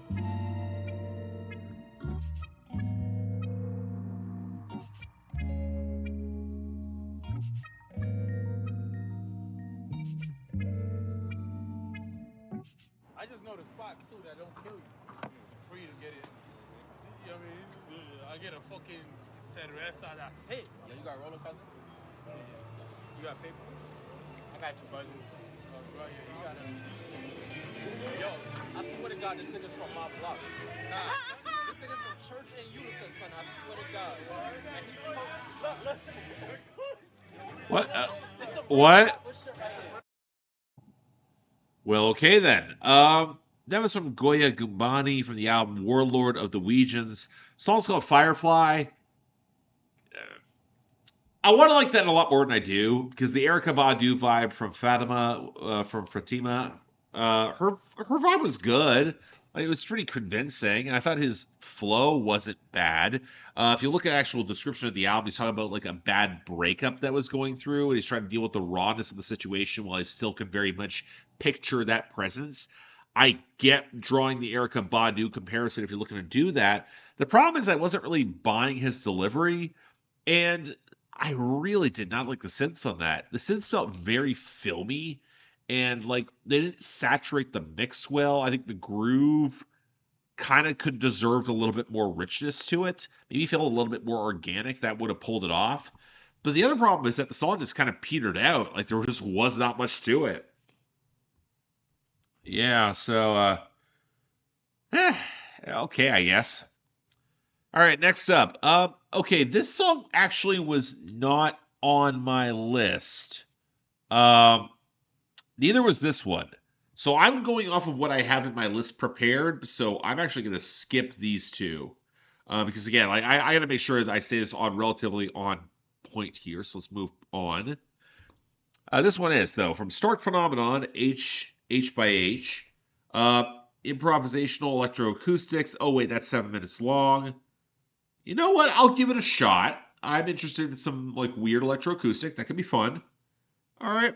This song's called Pyrex Vision. Let's give it a shot.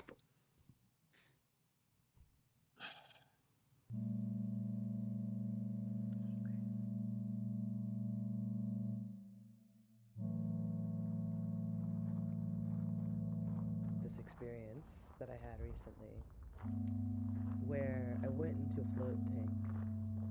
I don't know if you've done this. Yeah, I was actually in a float pool, which is basically just a pool of incredibly salty water. And some people think about it as like recreating the ocean. Some people talk about it as recreating the womb. I was just like, I want to float and meditate with water.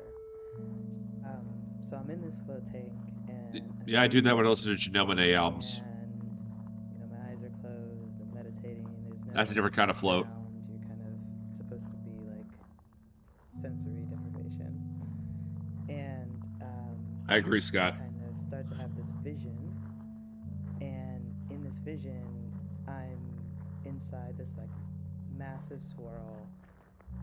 It's like a giant whirlpool full of junk and metal and just loud and painful. And I recognized that this was my state of mind. And then I remember that so often the we of our mind, the I is not really us, but just a part of us. Okay. Not showing up as the centered, truest, most aligned self. I mean, it's mellow.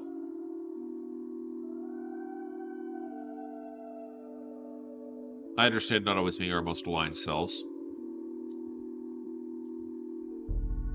I'm not gonna mock that. That comes from a real place. If you're trying to actually like try to find yourself and you have a fear response to something, you're like, well, what's triggering it? And I like the textures in and around this.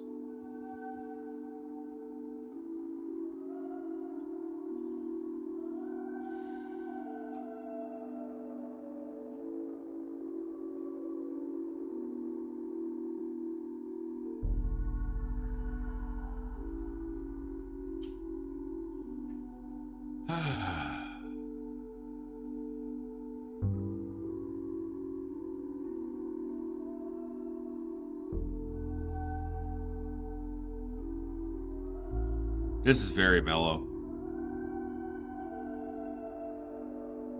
You hear the vocal runs, but like...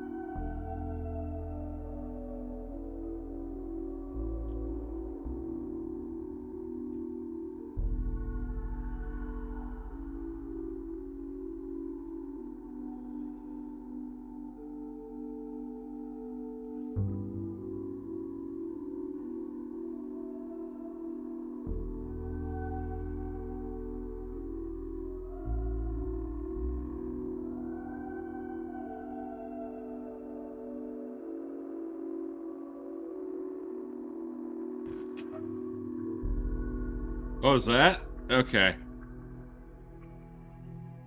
That kind of disrupted the vibe.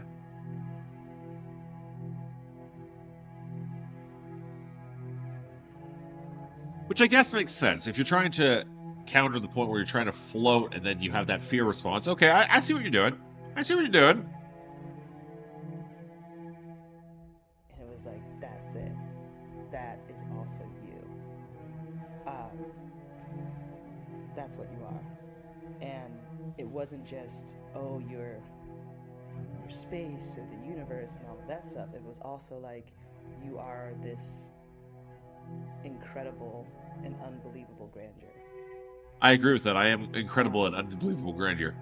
I think that in more ways than one, throughout our lives, we will try to reorient ourselves back to our own resplendence, because it's essential. It's essential to remember that. In that moment, looking at the sky reminded me of a moment I had in real life where I was on the beach and I was staring at the ocean like I was on the foot of the shore.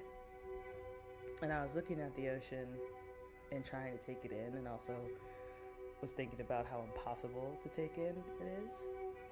And I was thinking, if that's my birthplace, if that's my mother, what does that make me? What would that make me? And the answer was unfathomable totality. Like, that's what we are.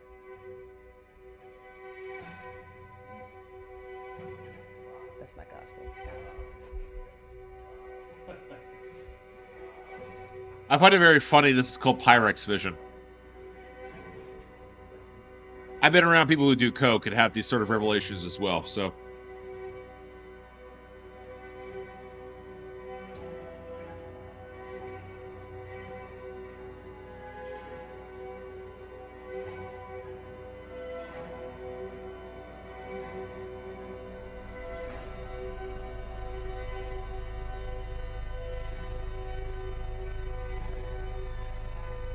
All right. I have thoughts on this.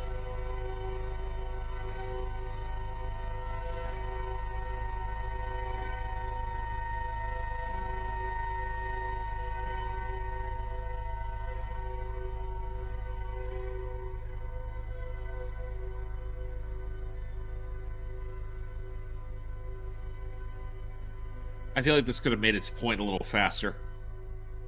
All right. That was Pyrex Vision featuring Iorinde E. Peebles from H/H from the project called Stark Phenomena. You know what? I don't hate that. I feel like there was cool atmospheric effects that were basically being driven off some of the electroacoustic elements. I feel like it was very effective in creating atmosphere and really sequencing the spoken word pieces. I really wish the spoken word pieces felt more profound. The existential musings had a case, at least in the first half.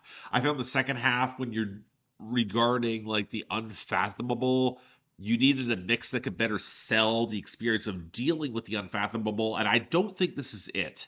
I feel like it's got parts of it. I feel like there's component pieces that can feel like avant-garde and strange, but not entirely. I don't know. Like I feel like that one was a really interesting experiment, but one that just kind of bounced off me in an odd way. Not bad, and one that I really wanted to like, but I just didn't wind up liking as much as I wanted. It happens. Yeah, maybe it could have been better refined. I agree with you, Dario. Like that's one of those things I feel like that is an idea that I feel was probably maybe needed another draft to feel more succinct or cut a little bit deeper.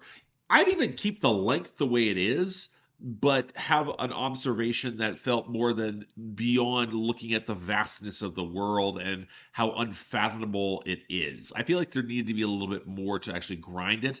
Or if you're gonna have that observation, go for something that feels bigger sonically, because that actually did feel honestly a little bit contained. It didn't go off the way you would expect. All right, next up we got some punk music. All right, this is from the Japanese punk band Oddly, a little bit noisy as well. The song is called Alligator, only about 3 minutes long. Let's give it a shot. Let's see, it's punk.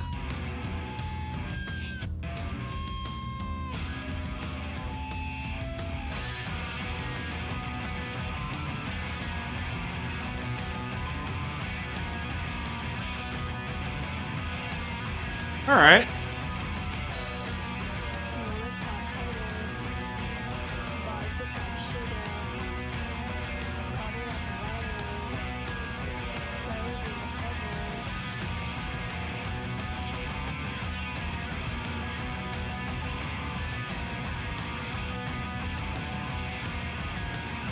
Two, three, four.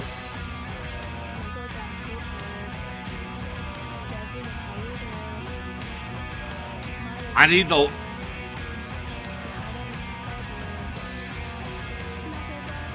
the vocals to have more to it.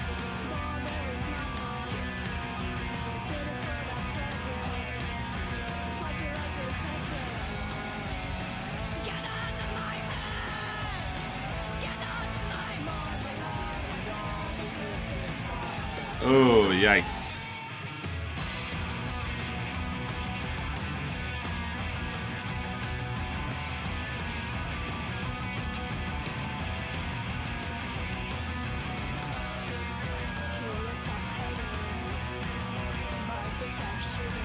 Yikes, I don't know, folks.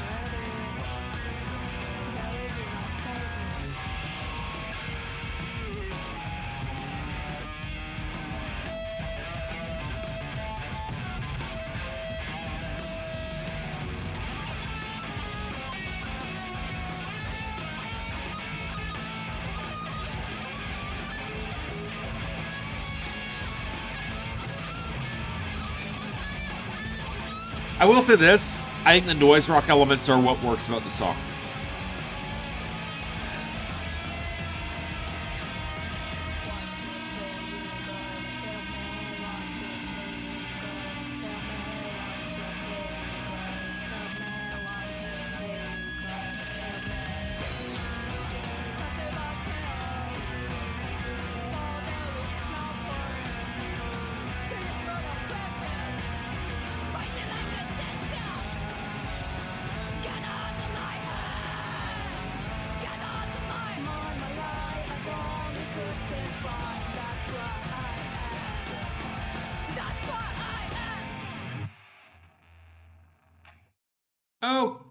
Okay. All right. Okay. All right. Okay. All right. That's from the album Swerve by the punk band Oddly. The song's called Alligator. I didn't really like that. And here's the thing. I think some of the noisier elements are good. I don't think the composition was doing anything all that like revolutionary, but I thought some of the noisy guitars were decent. I think it built a decent groove. I think for this brand of punk, you don't need to go over the top. I'm even okay with it being a little bit deadpan when it comes to a certain brand of a very snotty, very disaffected punk music that was common in the 90s. I don't think there was any charisma in the vocals. I thought they came across extremely flat. They were not mixed well in order to accentuate anything. And I had the lyrics in front of me, and I gotta be honest, the lyrics did not impress me at all. They were trying to go for a little bit a brand of abstraction, which would make sense with that style of delivery, but outside of that, it bounced off me hard. Yeah, I didn't care for that at all. Like I wanted some punk with some edge to it or with a little bit of flair, but I didn't get a lot of flair with that. I didn't really care for it. The sharp hit, yeah, that was kind of rough. I didn't mind it. Like it was underpowered, but like I get why people don't mind something that's a little bit more underpowered. I don't mind what it was doing, but again, I wouldn't seek that out. All right. So Allie's highlighting that the Sharp Pins is from last year, but it looks like they do have a new track from this week. All right, I got some top quality jungle. All right, this apparently this was released in 2025. So this might have been a song. I'm not sure when this was released per se. It's actually kind of tough. This might be a deluxe edition of some kind. Okay, yeah, this rotation is solid but exceptional. I agree with you there, Dario. All right, this song's called Storm Lee. It's from Sharp Pins. The album's called Radio DDR. Let's give it a shot.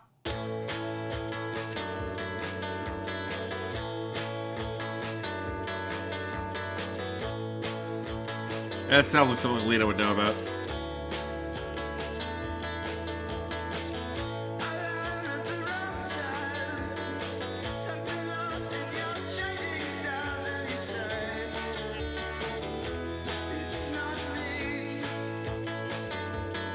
Hey, that's not it.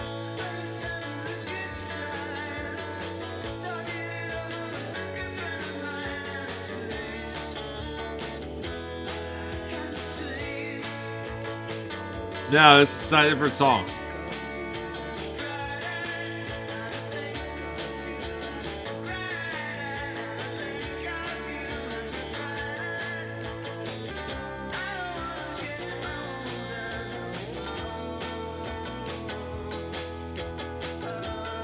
It's trying above the previous track. Okay, so I can't stop. Yeah, here it is. I really wish that Bandcamp would get better at labeling these properly.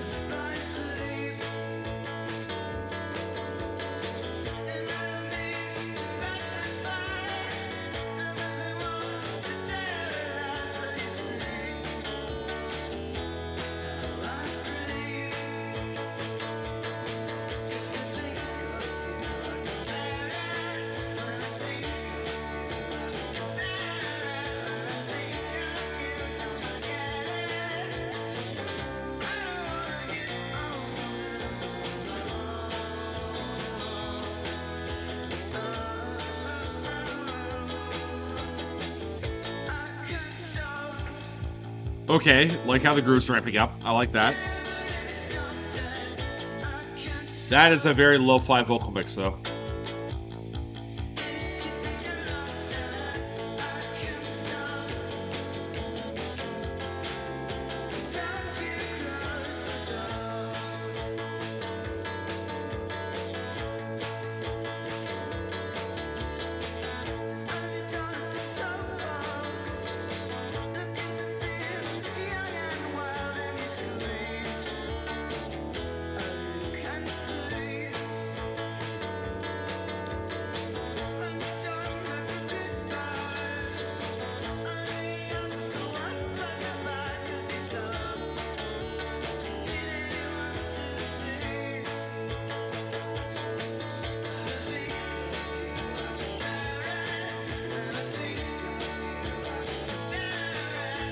I like the guitars, but like, this is not doing anything revolutionary.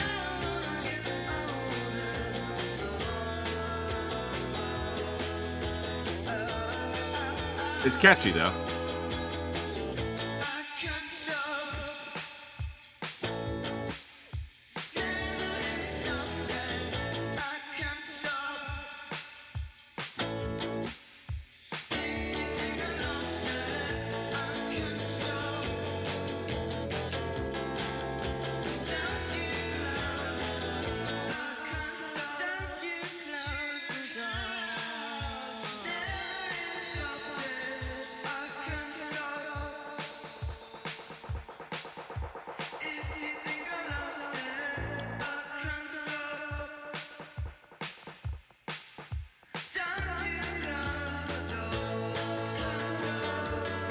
Very chirpy, very likable.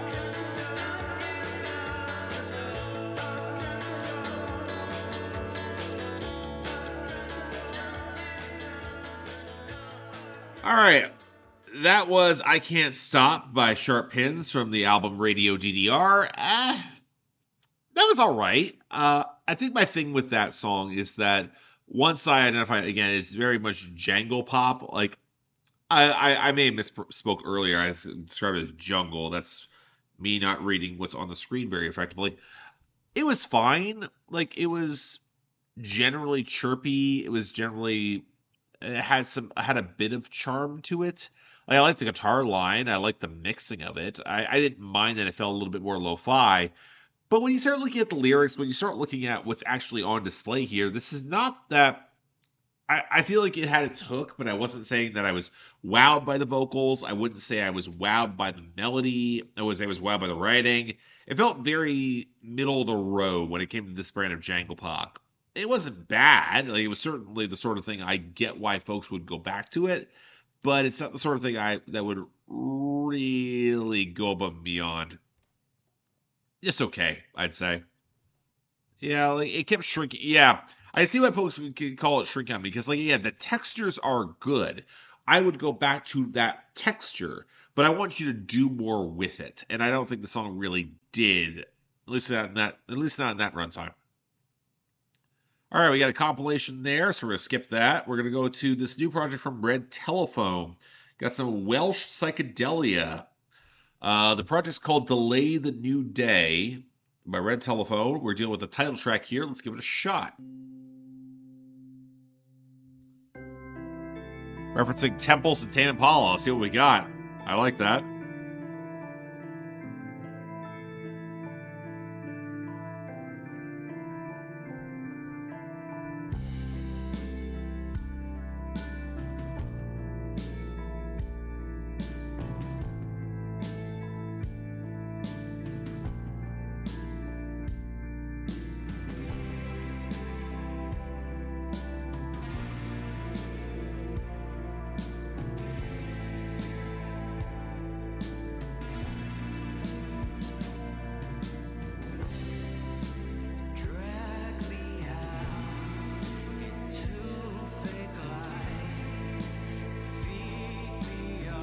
Gotta be honest, this doesn't feel like anything close to Temples or Tame Impala.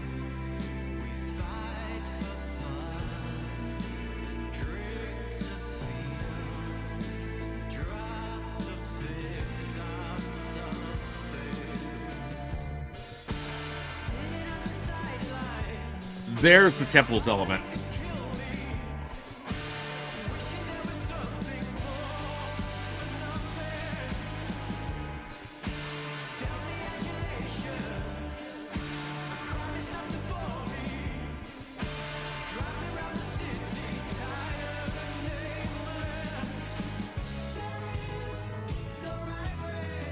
Ooh. What is that vocal mix? Oh, yikes.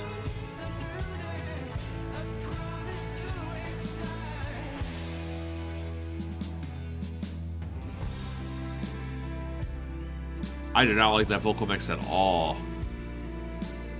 Like, this sets some good atmosphere. I don't mind this, but like,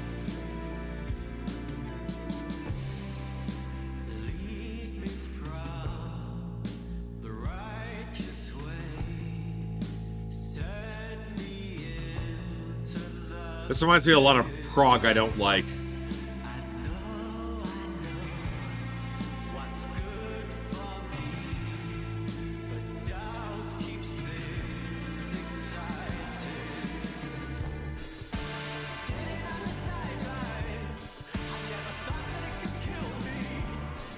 Ugh.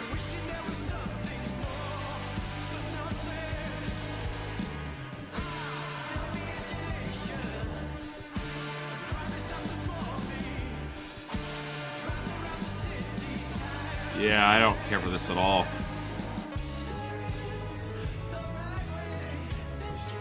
The transitions are rough on this.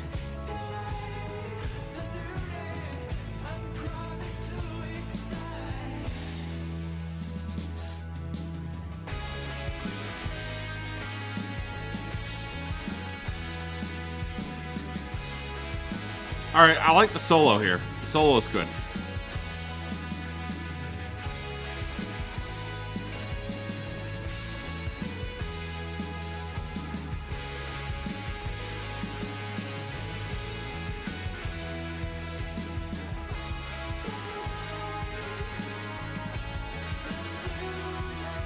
I wouldn't say it's doing weird bullshit. I'd say it's actually shockingly conventional.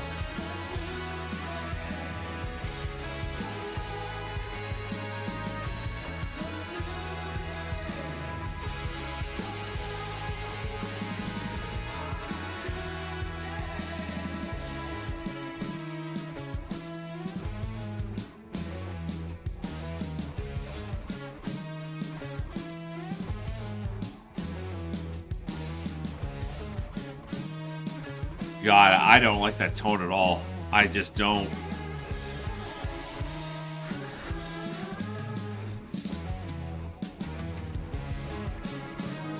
Oh, that progression's still going on. Okay.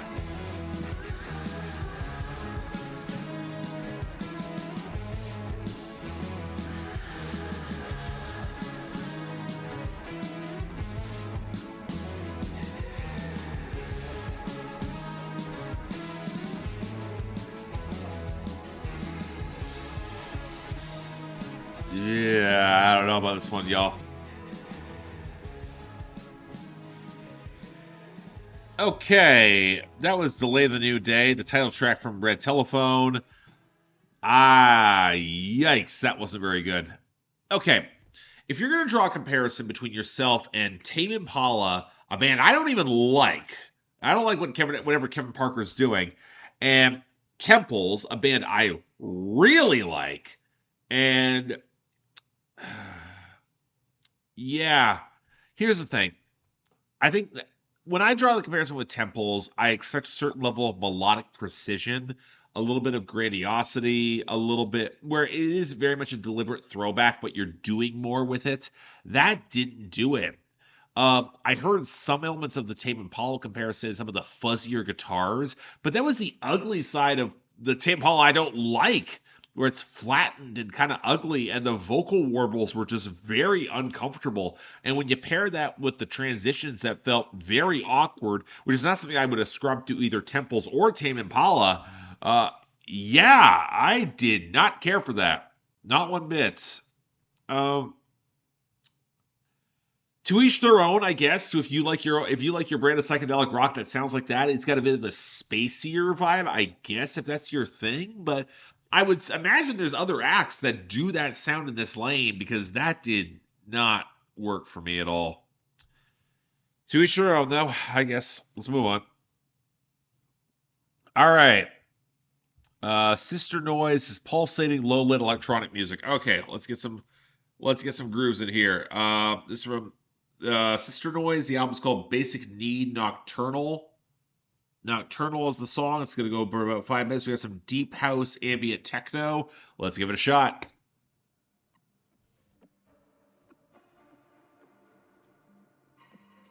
Yeah, here's the thing, Cam. I don't smoke, so...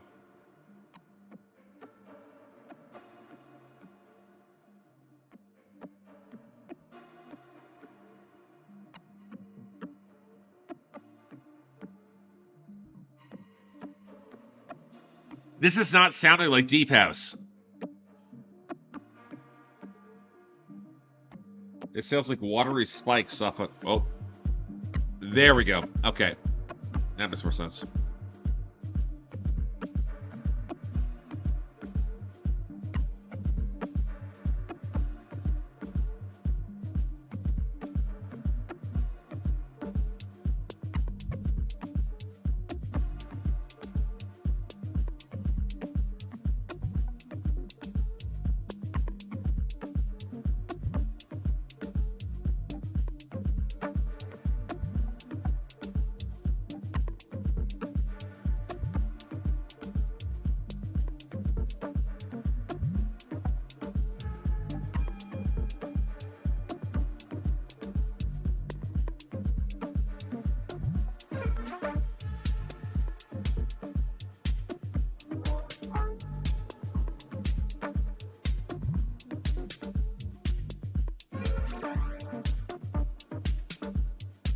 I just realized my mic's been off for a little bit. Okay.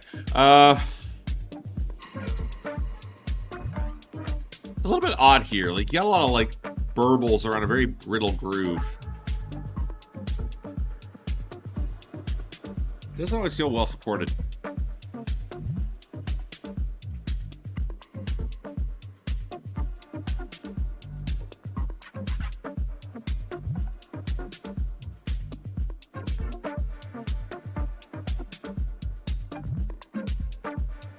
I am happy the stream's lasted this long, though. Even though I feel like this has been one of the weaker nights in which we've done this.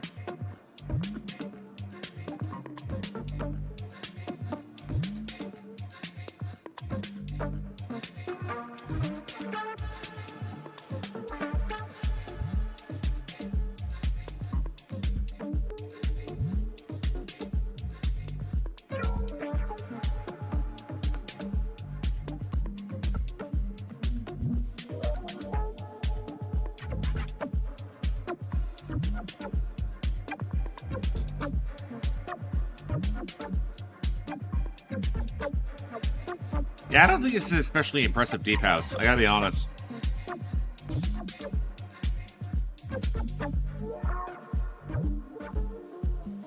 It's very wispy.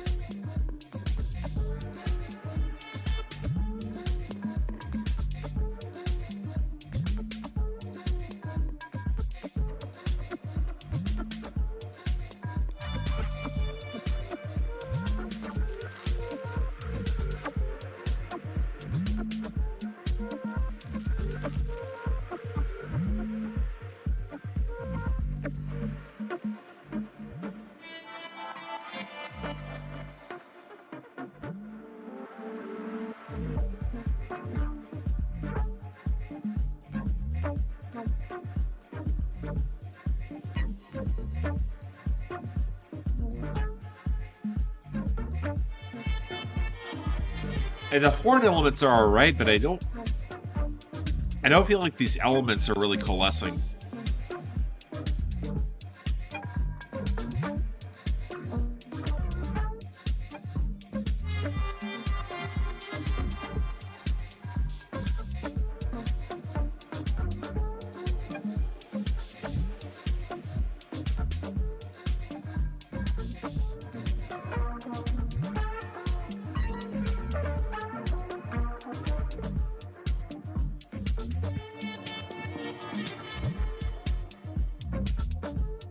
Yeah, muted is an appropriate way to describe it, Scott.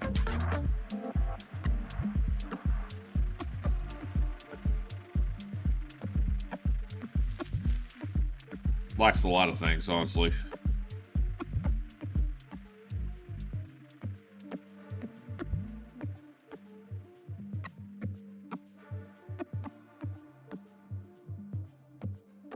Okay. From Sister Noise, the album is Basic Need Nocturnal. That was the song Nocturnal. I gotta be honest, there was very little to that I found all the distinctive. I guess when it comes to deep house, maybe this is me being spoiled because when I was around when a lot of deep house broke through in the mainstream in like the early to mid 2010s, and that just felt like nothing. Like there wasn't a striking vocal hook, like the groove wasn't really there. It was a very brittle percussion with a lot of wispy effects around it. I didn't feel like any of the wispy effects really materialized. Some of the horns were kind of interesting, but they didn't really come together. Like it felt like I had a lot of fragments that just went way too long without actually building to something more melodically, or even in much of a way of an interesting groove. Like it was fine, but again, if I were to tell you, oh yeah, there are actually folks who were like this, but you know what? It was not for me. I wanted to hear a little bit more. That didn't feel special to me. Apparently, this next one here. Okay, this album is called Cyber Pandania 2 by No Label. Excuse me. Apparently, this is more. Again, excuse me. This is a bit more industrial weirdness. I'm okay with industrial weirdness. The song is called Ouroboros. I don't know what this is, but it could be intriguing. Yeah, I agree with you, Red. It did feel pretty shallow. It's called Ouroboros. Let's hear what we got.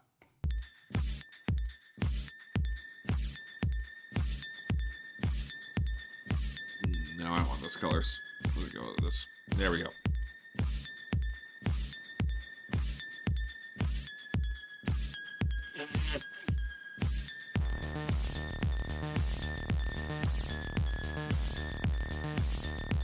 Okay. Not really industrial, more EBM. Yeah, tight as EBM. Italian EBM, too.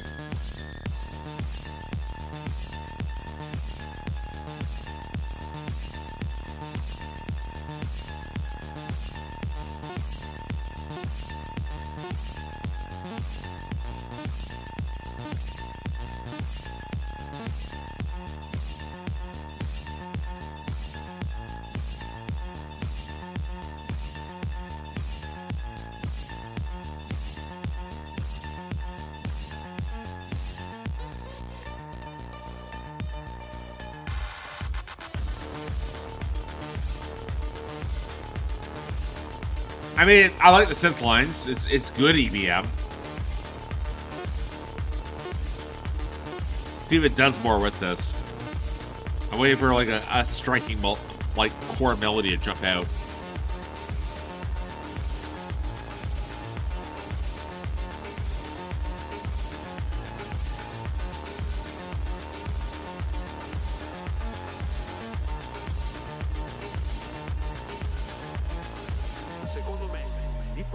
L'America in Italia non se ne deve fregare un cazzo. Io faccio semplicemente quello che mi passa per la testa. Ma riprendiamo ora con la musica. I feel like this would have more impact if I spoke Italian.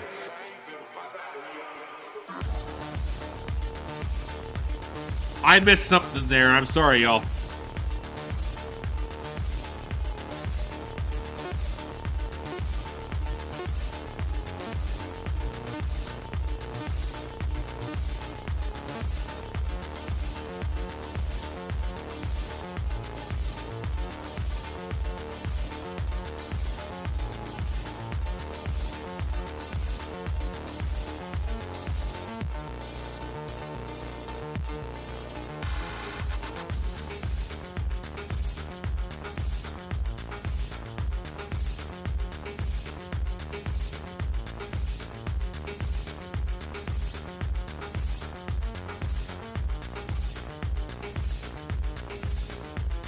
It's a better groove, I would say that at least. It's more saturated. There's more going on in this mix.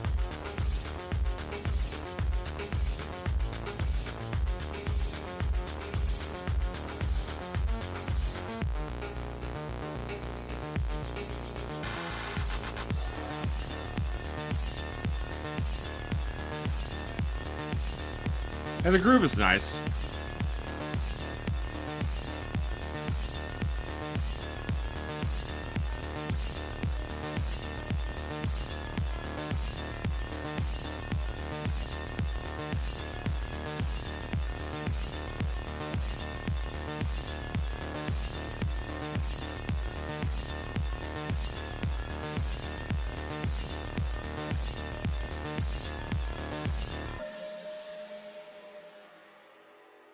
Bit of an odd conclusion there. I really feel like you built to that conclusion.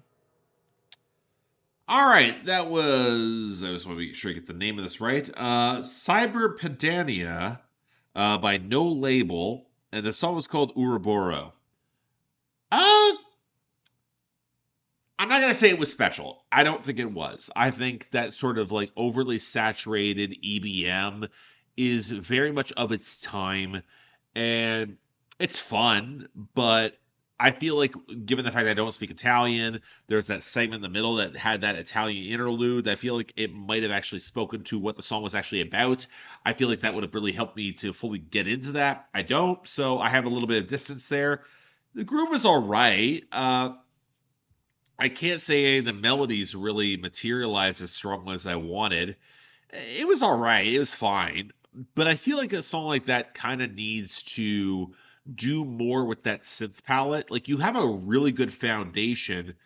Build more off of it. As that was, it's kind of okay. I'll leave it at that. All right. Next one's a compilation. We're going to this one from Lucy Liu. The album is called Every Video Without Your Face. Hang on. Every Video Without Your Face, Every Sound Without Your Name. The song is called Arrested. Okay, that sounds kind of cool. Let's see what we got. What are we dealing with here? Experimental ambient music with hints of opera.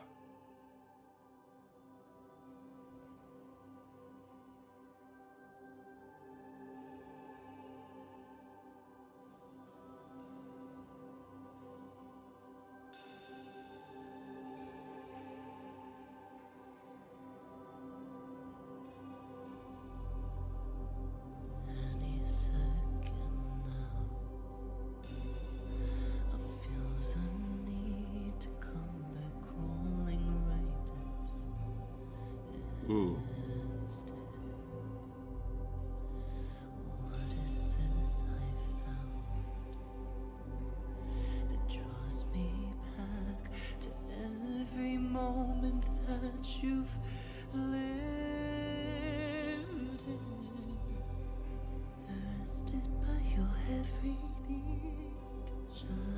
Oh, I'm getting Perfume Genius vibes with this.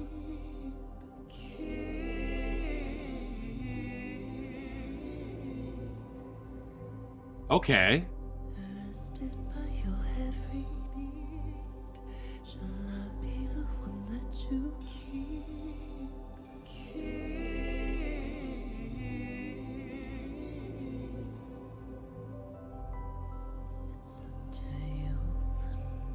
Yeah, but I wouldn't go that far. I'd say it's too composed for that.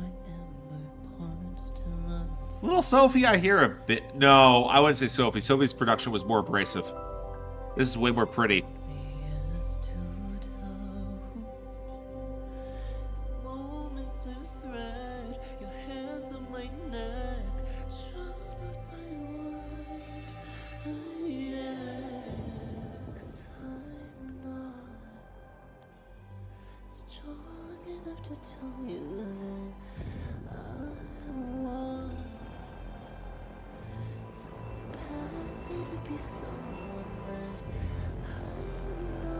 I really like the use of autotune here.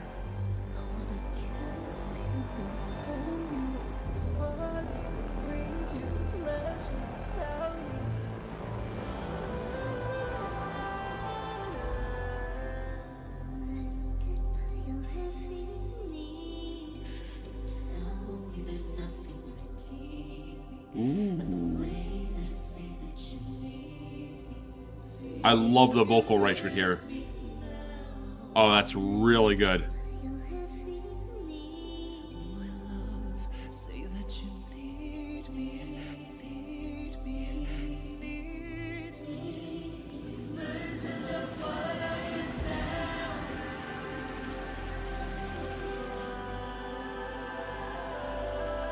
Wow.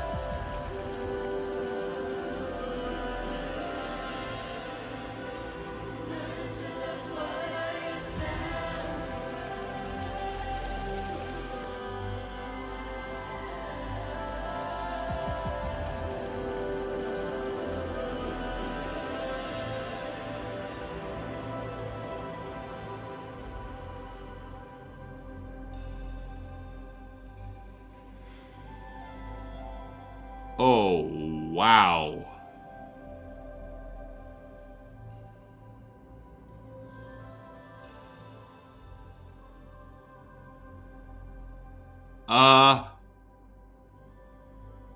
That was Arrested from Lucy Liu. Every video without your face, every sound without your name. That was excellent. Wow.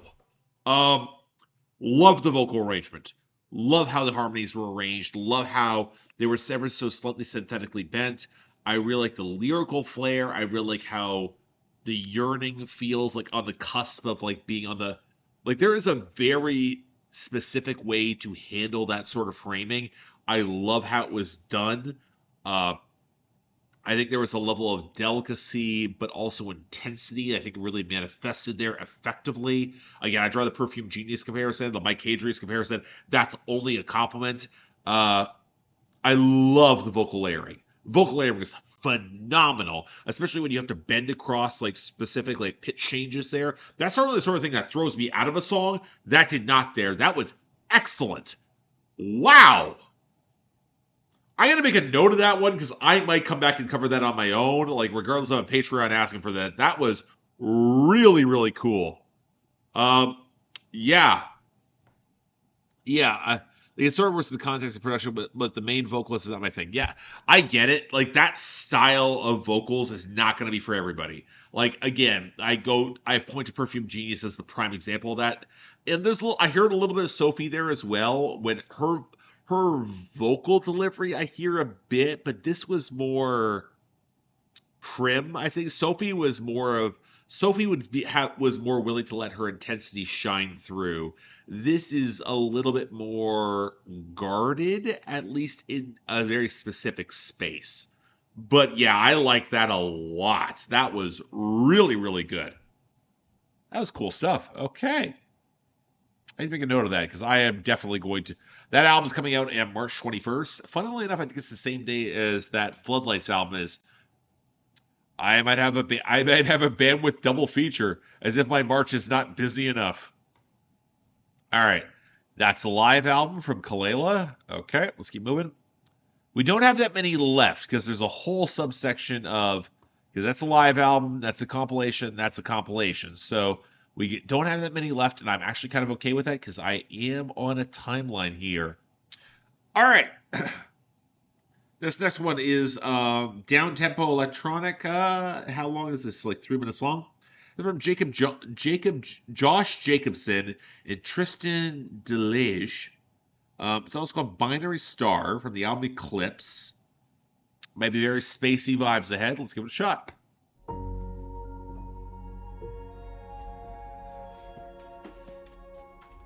I need some purples here. Hang on. There we go.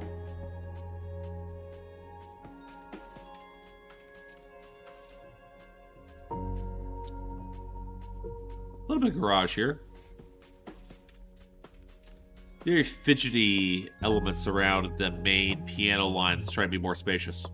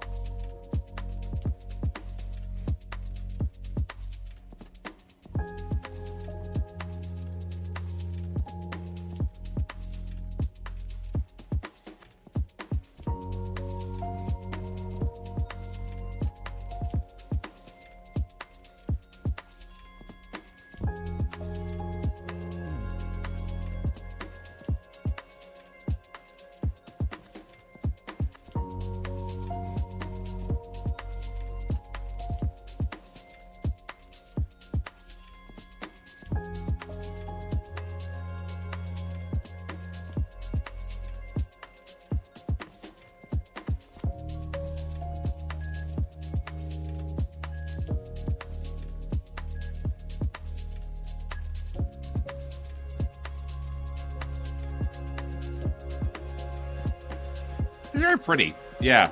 I like the piano on here. A lot of fluttery elements, a little bit of like something like rough edges. Feels like the mix is a little bit decomposing though.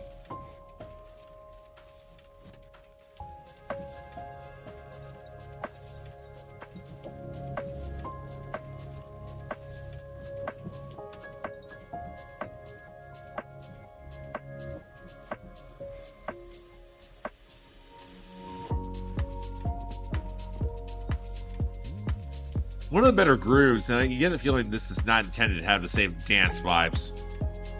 Which is fine. I like that there is a groove to it.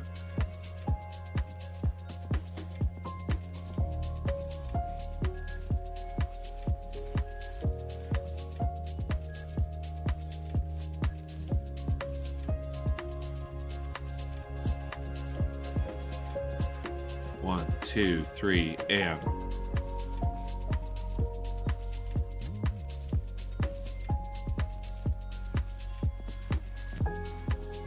That is really pleasant.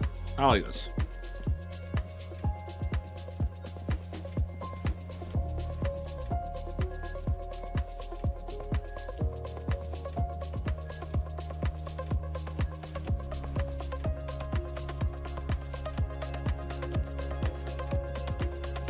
Two, three, four. It's really nice piano.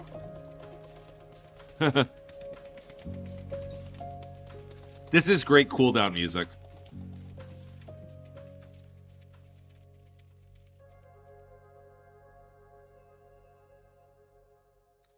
That was from Josh Jacobson and Tristan DeLage from the album Eclipse. It's more of an EP. The song was called Binary Star, and that was very nice.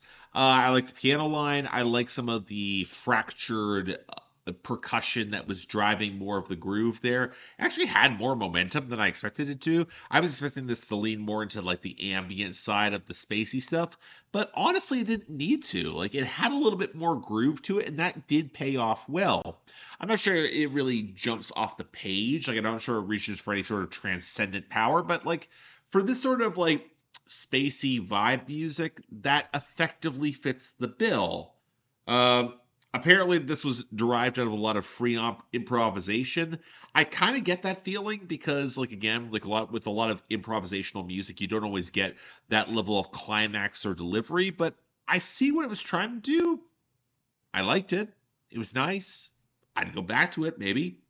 Don't say that about a lot. All right, we got a folk debut up next from Mary Elisa. The album is called Spider, and the song is called Dogs. Let's give it a shot. Oh, that's a very 90s tone.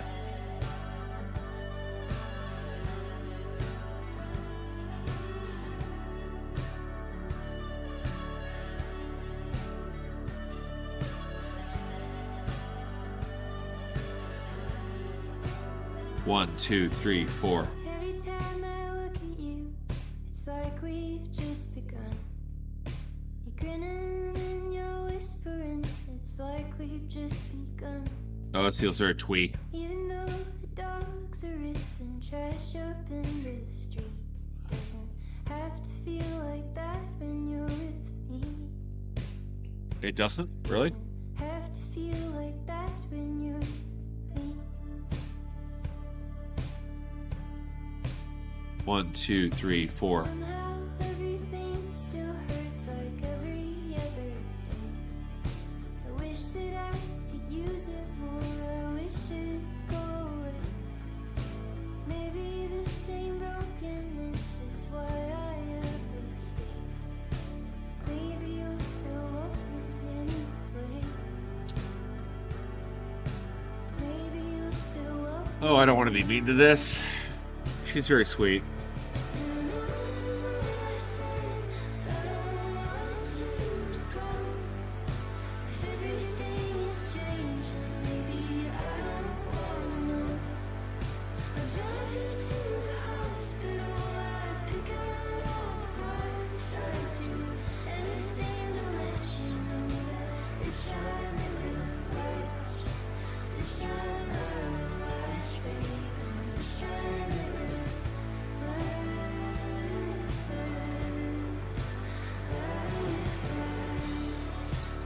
I'm going to have interesting opinions about this because I know kind of what it's trying to do, and that, that frustrates me. It frustrates me a lot.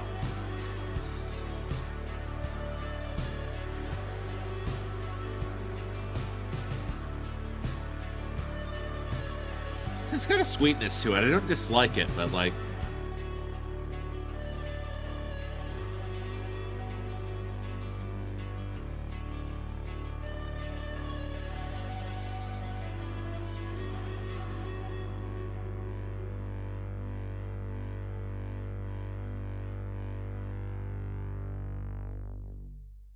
Wait, that was it? Okay. That was Dogs from the album Spider by Mary Elisa. Um, Here's the thing. The immediate comparison that came to mind for me was Hatchie, in that there was that little bit of a heavier, more spacious, uh, slightly alternative vibe that called back to the 90s, a little bit twee in some elements. The problem is that there was a sweetness to her delivery that I actually found was kind of charming. I thought the writing was able to pull me in that way. But the problem is that when you have that tone and you don't develop it that well, you are left with a song that doesn't really know whether it wants to be more delicate and sincere or you want something that's going to play bigger. So you wind up with neither. And that's kind of what throws me about the song because you have those gauzy electric guitar like layers that are drizzled on top, and I gotta be honest, they do not sound that good. Like that's a song that deserves to be a little better than it is. I think some part of it might be a victim of very modern indie pop or indie singer-songwriter pop rock pop folk production trends. I feel like I hear a lot of that with that track. Uh, Kind of a shame because I feel like there was more there that could have been exercised, and it did not manifest the way you wanted to. Not bad, but it should be better. I'll just highlight that. All right, let's keep moving here. All right, next one. We got some alternative. It's being described as cinematic funk, psychedelic folk, 70s grooves from a Melbourne DJ. Oh boy, this could be something. All right. Okay, the act is called Cantrips. Kind of awesome name. The album is called From a Darebin Cave, and the song is called Snake Skin. It's pretty short. Let's give it a shot.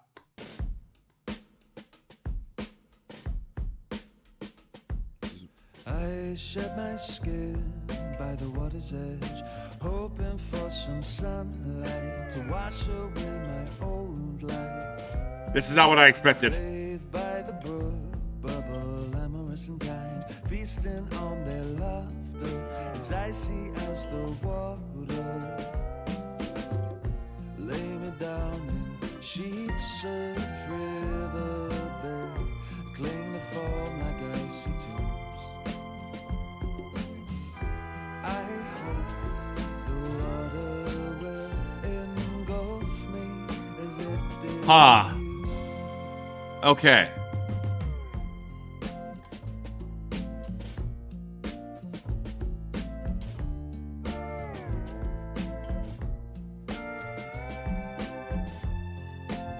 Why am I reminded of the Bare Naked Ladies with this?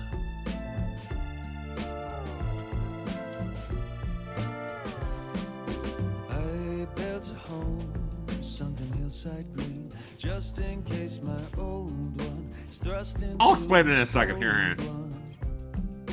Winter is cold without a body to behold. Let 'em in, don't sit around waiting on. Oh my god. Lay me down in sheets of riverbed, cling for. Wow, okay. I hope the water will. Yeah, Tom, I hear it too.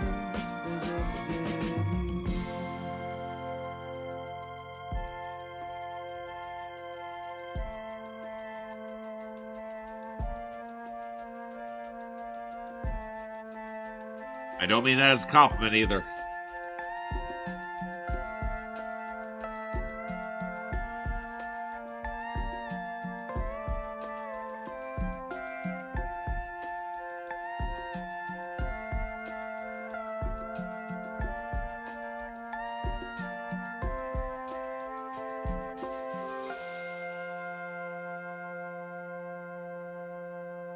That was Snakeskin by Cantrips from the album A Darebin Cave, and that was weird. That was weird in a way that it shouldn't be, in that it didn't feel weird whatsoever. In that, on the surface, it doesn't originally. It doesn't. It's weird the more you think about it, because sonically it's not. Like you have that pedal steel that's keening out through the majority of it. You have the very gentle groove. You have the very understated vocals. You have the lyrics that are not doing anything all that special. But the combination of them, and I think that is actually a pretty strong melody underscoring all those individual parts. But the parts don't fit together, so you have a series of pieces that are stitched together, and it's weird. It's weird.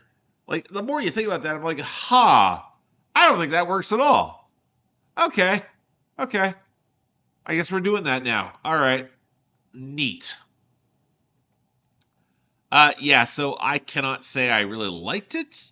I also am not sure I can really describe it. I made the comparison of Bare Naked Ladies because it has that same odd blur because it was trying to be a little bit more organic in patches, but they had the synth patches that came in as well that didn't quite blend, and you get the feeling that the inadequate blending might have been part of the point. Yeah, not sure I cared for that. I'm just gonna say it. Not sure I really cared. All right, next up here. We're near the end here. All right. Why does this feel like a cover? Oh, God. Okay. You're Always on My Mind by Oh Young. This, to me, feels like it's a cover. All right. Oh Young. Where's this guy from? Or where's she from? Okay. Experimental New York trip hop. Oh, boy. All right. Okay. You're Always on My Mind. The song that's being previewed is called No Good. Let's see what happens. It's not You're Always on My Mind, which to me would be a Willie Nelson, then Pet Shop Boys. We'll see what happens. This is called No Good.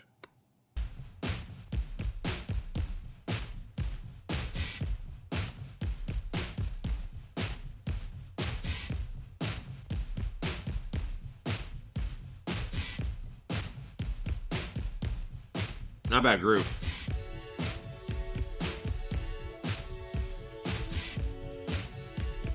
Ew. I don't care for that string texture. Don't care for that at all.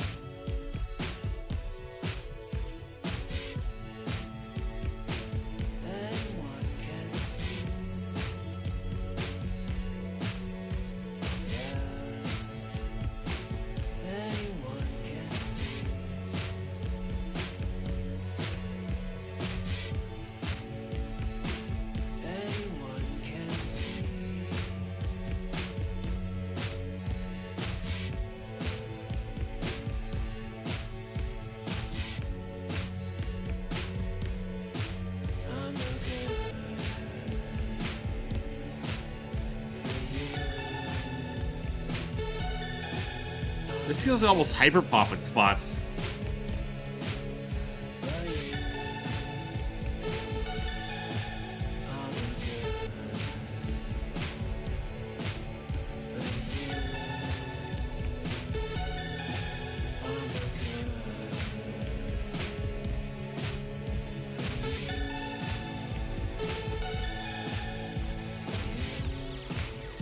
It's not lyrical at all. Like, the groove I like, but I'm not sure the strings match well with it.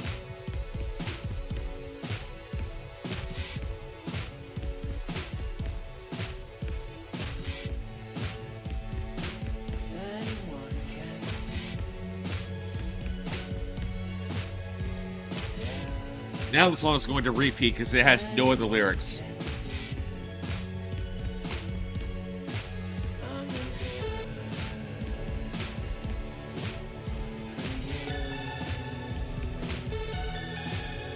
All right.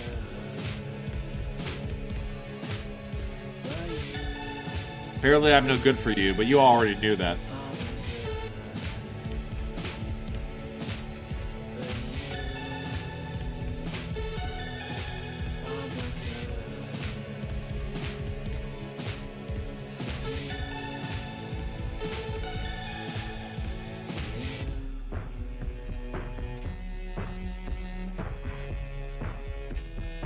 I don't know if I like how that cello's mic'd. This cello's like borderline clipping the mix.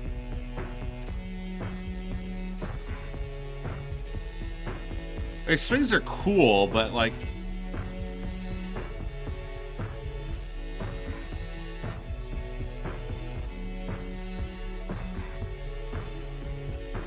one, two, three, four. Oh, and then the drums is Spanish. Okay.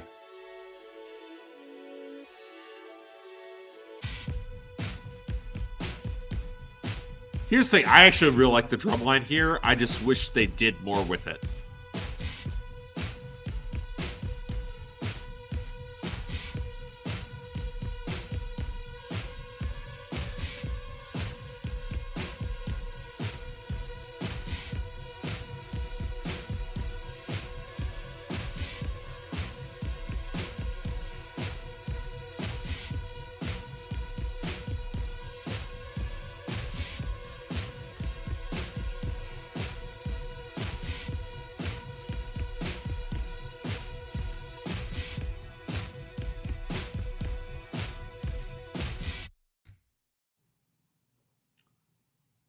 All right, that was No Good by Oh Young from the project You Are Always on My Mind.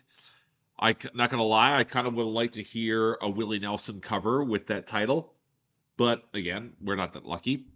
It was all right. I think the percussion was really interesting. I think the percussion was very stable, and I think some of the strings was actually pretty cool. Again, I feel like some of the strings, especially in the lower end, but in like the final third of the song, were kind of clipping the edges of the mix, which was a little distracting. And I didn't love all the hyperpop synths because I don't think they resolved anything. But I think my biggest issue was the vocals because they were fine, but they didn't build to anything. They were very plain, for lack of better words. Like they were trying to draw attention to how disaffected and drained they were, but that just kind of left me feeling they were disaffected and drained. I wasn't really getting a lot of personality. So overall, yeah, wouldn't really go back to that one.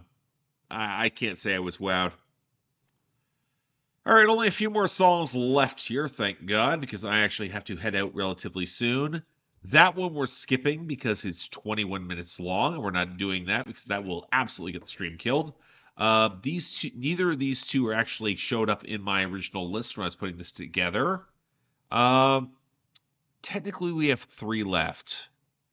The problem is I actually have already heard these songs, and I wasn't really wowed by any of them. You know what? What I'm going to do is I'm going to end this a little earlier because I do have things I have to get off to at the end of tonight. I want to play some country. This is from Bonnie Prince Billy, which is genuinely, I always like that. Oh, shoot. You're hearing that coming through another way. Apologies for that. I'm just trying to work a couple different things at once. This is from Will Oldham. This is one of his band names that he performs under. The song here is going to be titled Our Home. It's genuinely sweet. I think we're going to end off the night over here. For whoever's here who is still left who is listening, let's play. From the Purple Bird, Bonnie Prince Billy, Our Home.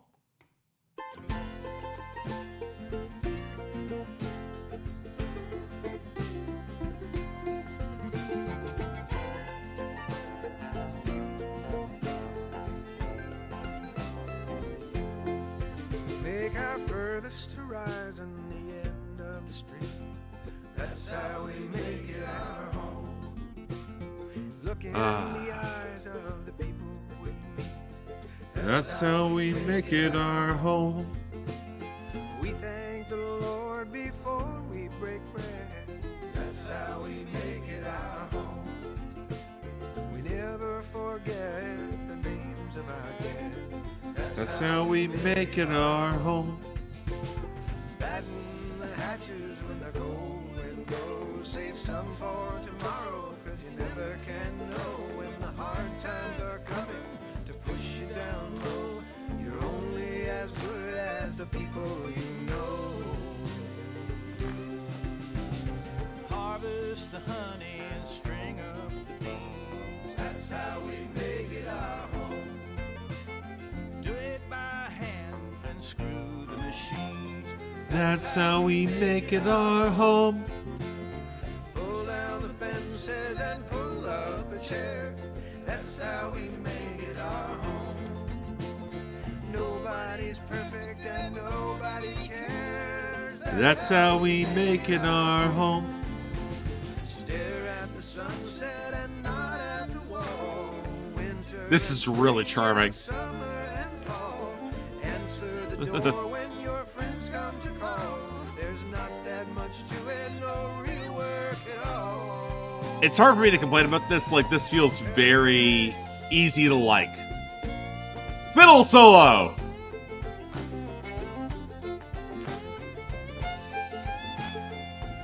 Woo! Let go my ego and embrace my ear.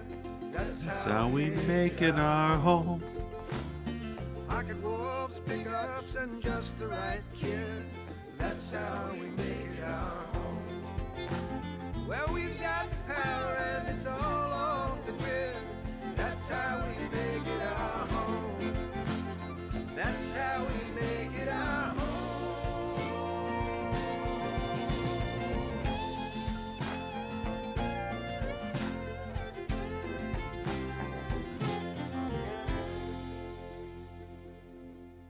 That is Our Home by Bonnie Billy Prince, aka Will Oldham, from the project The Purple Bird.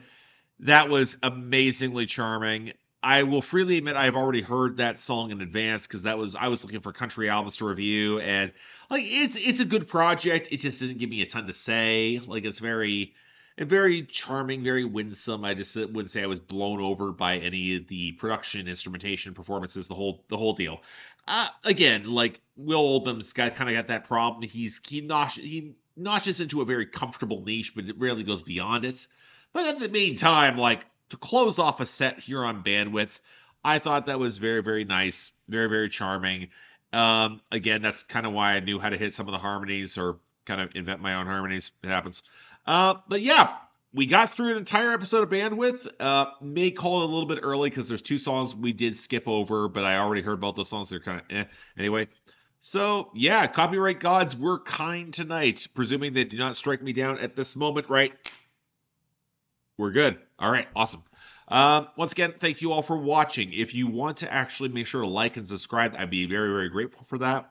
Beyond that, anything else I might be able to do to improve my presentation on these streams, please leave them down in the comments. I think these are pretty conversational, pretty loose, pretty low-key, but I'm always willing to hear those added suggestions.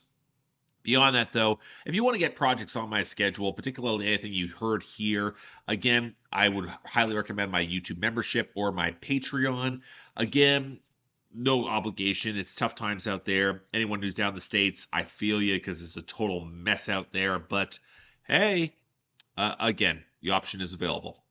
But again, till then, thank you all so much for watching. I'm Mark. You're watching Bandwidth.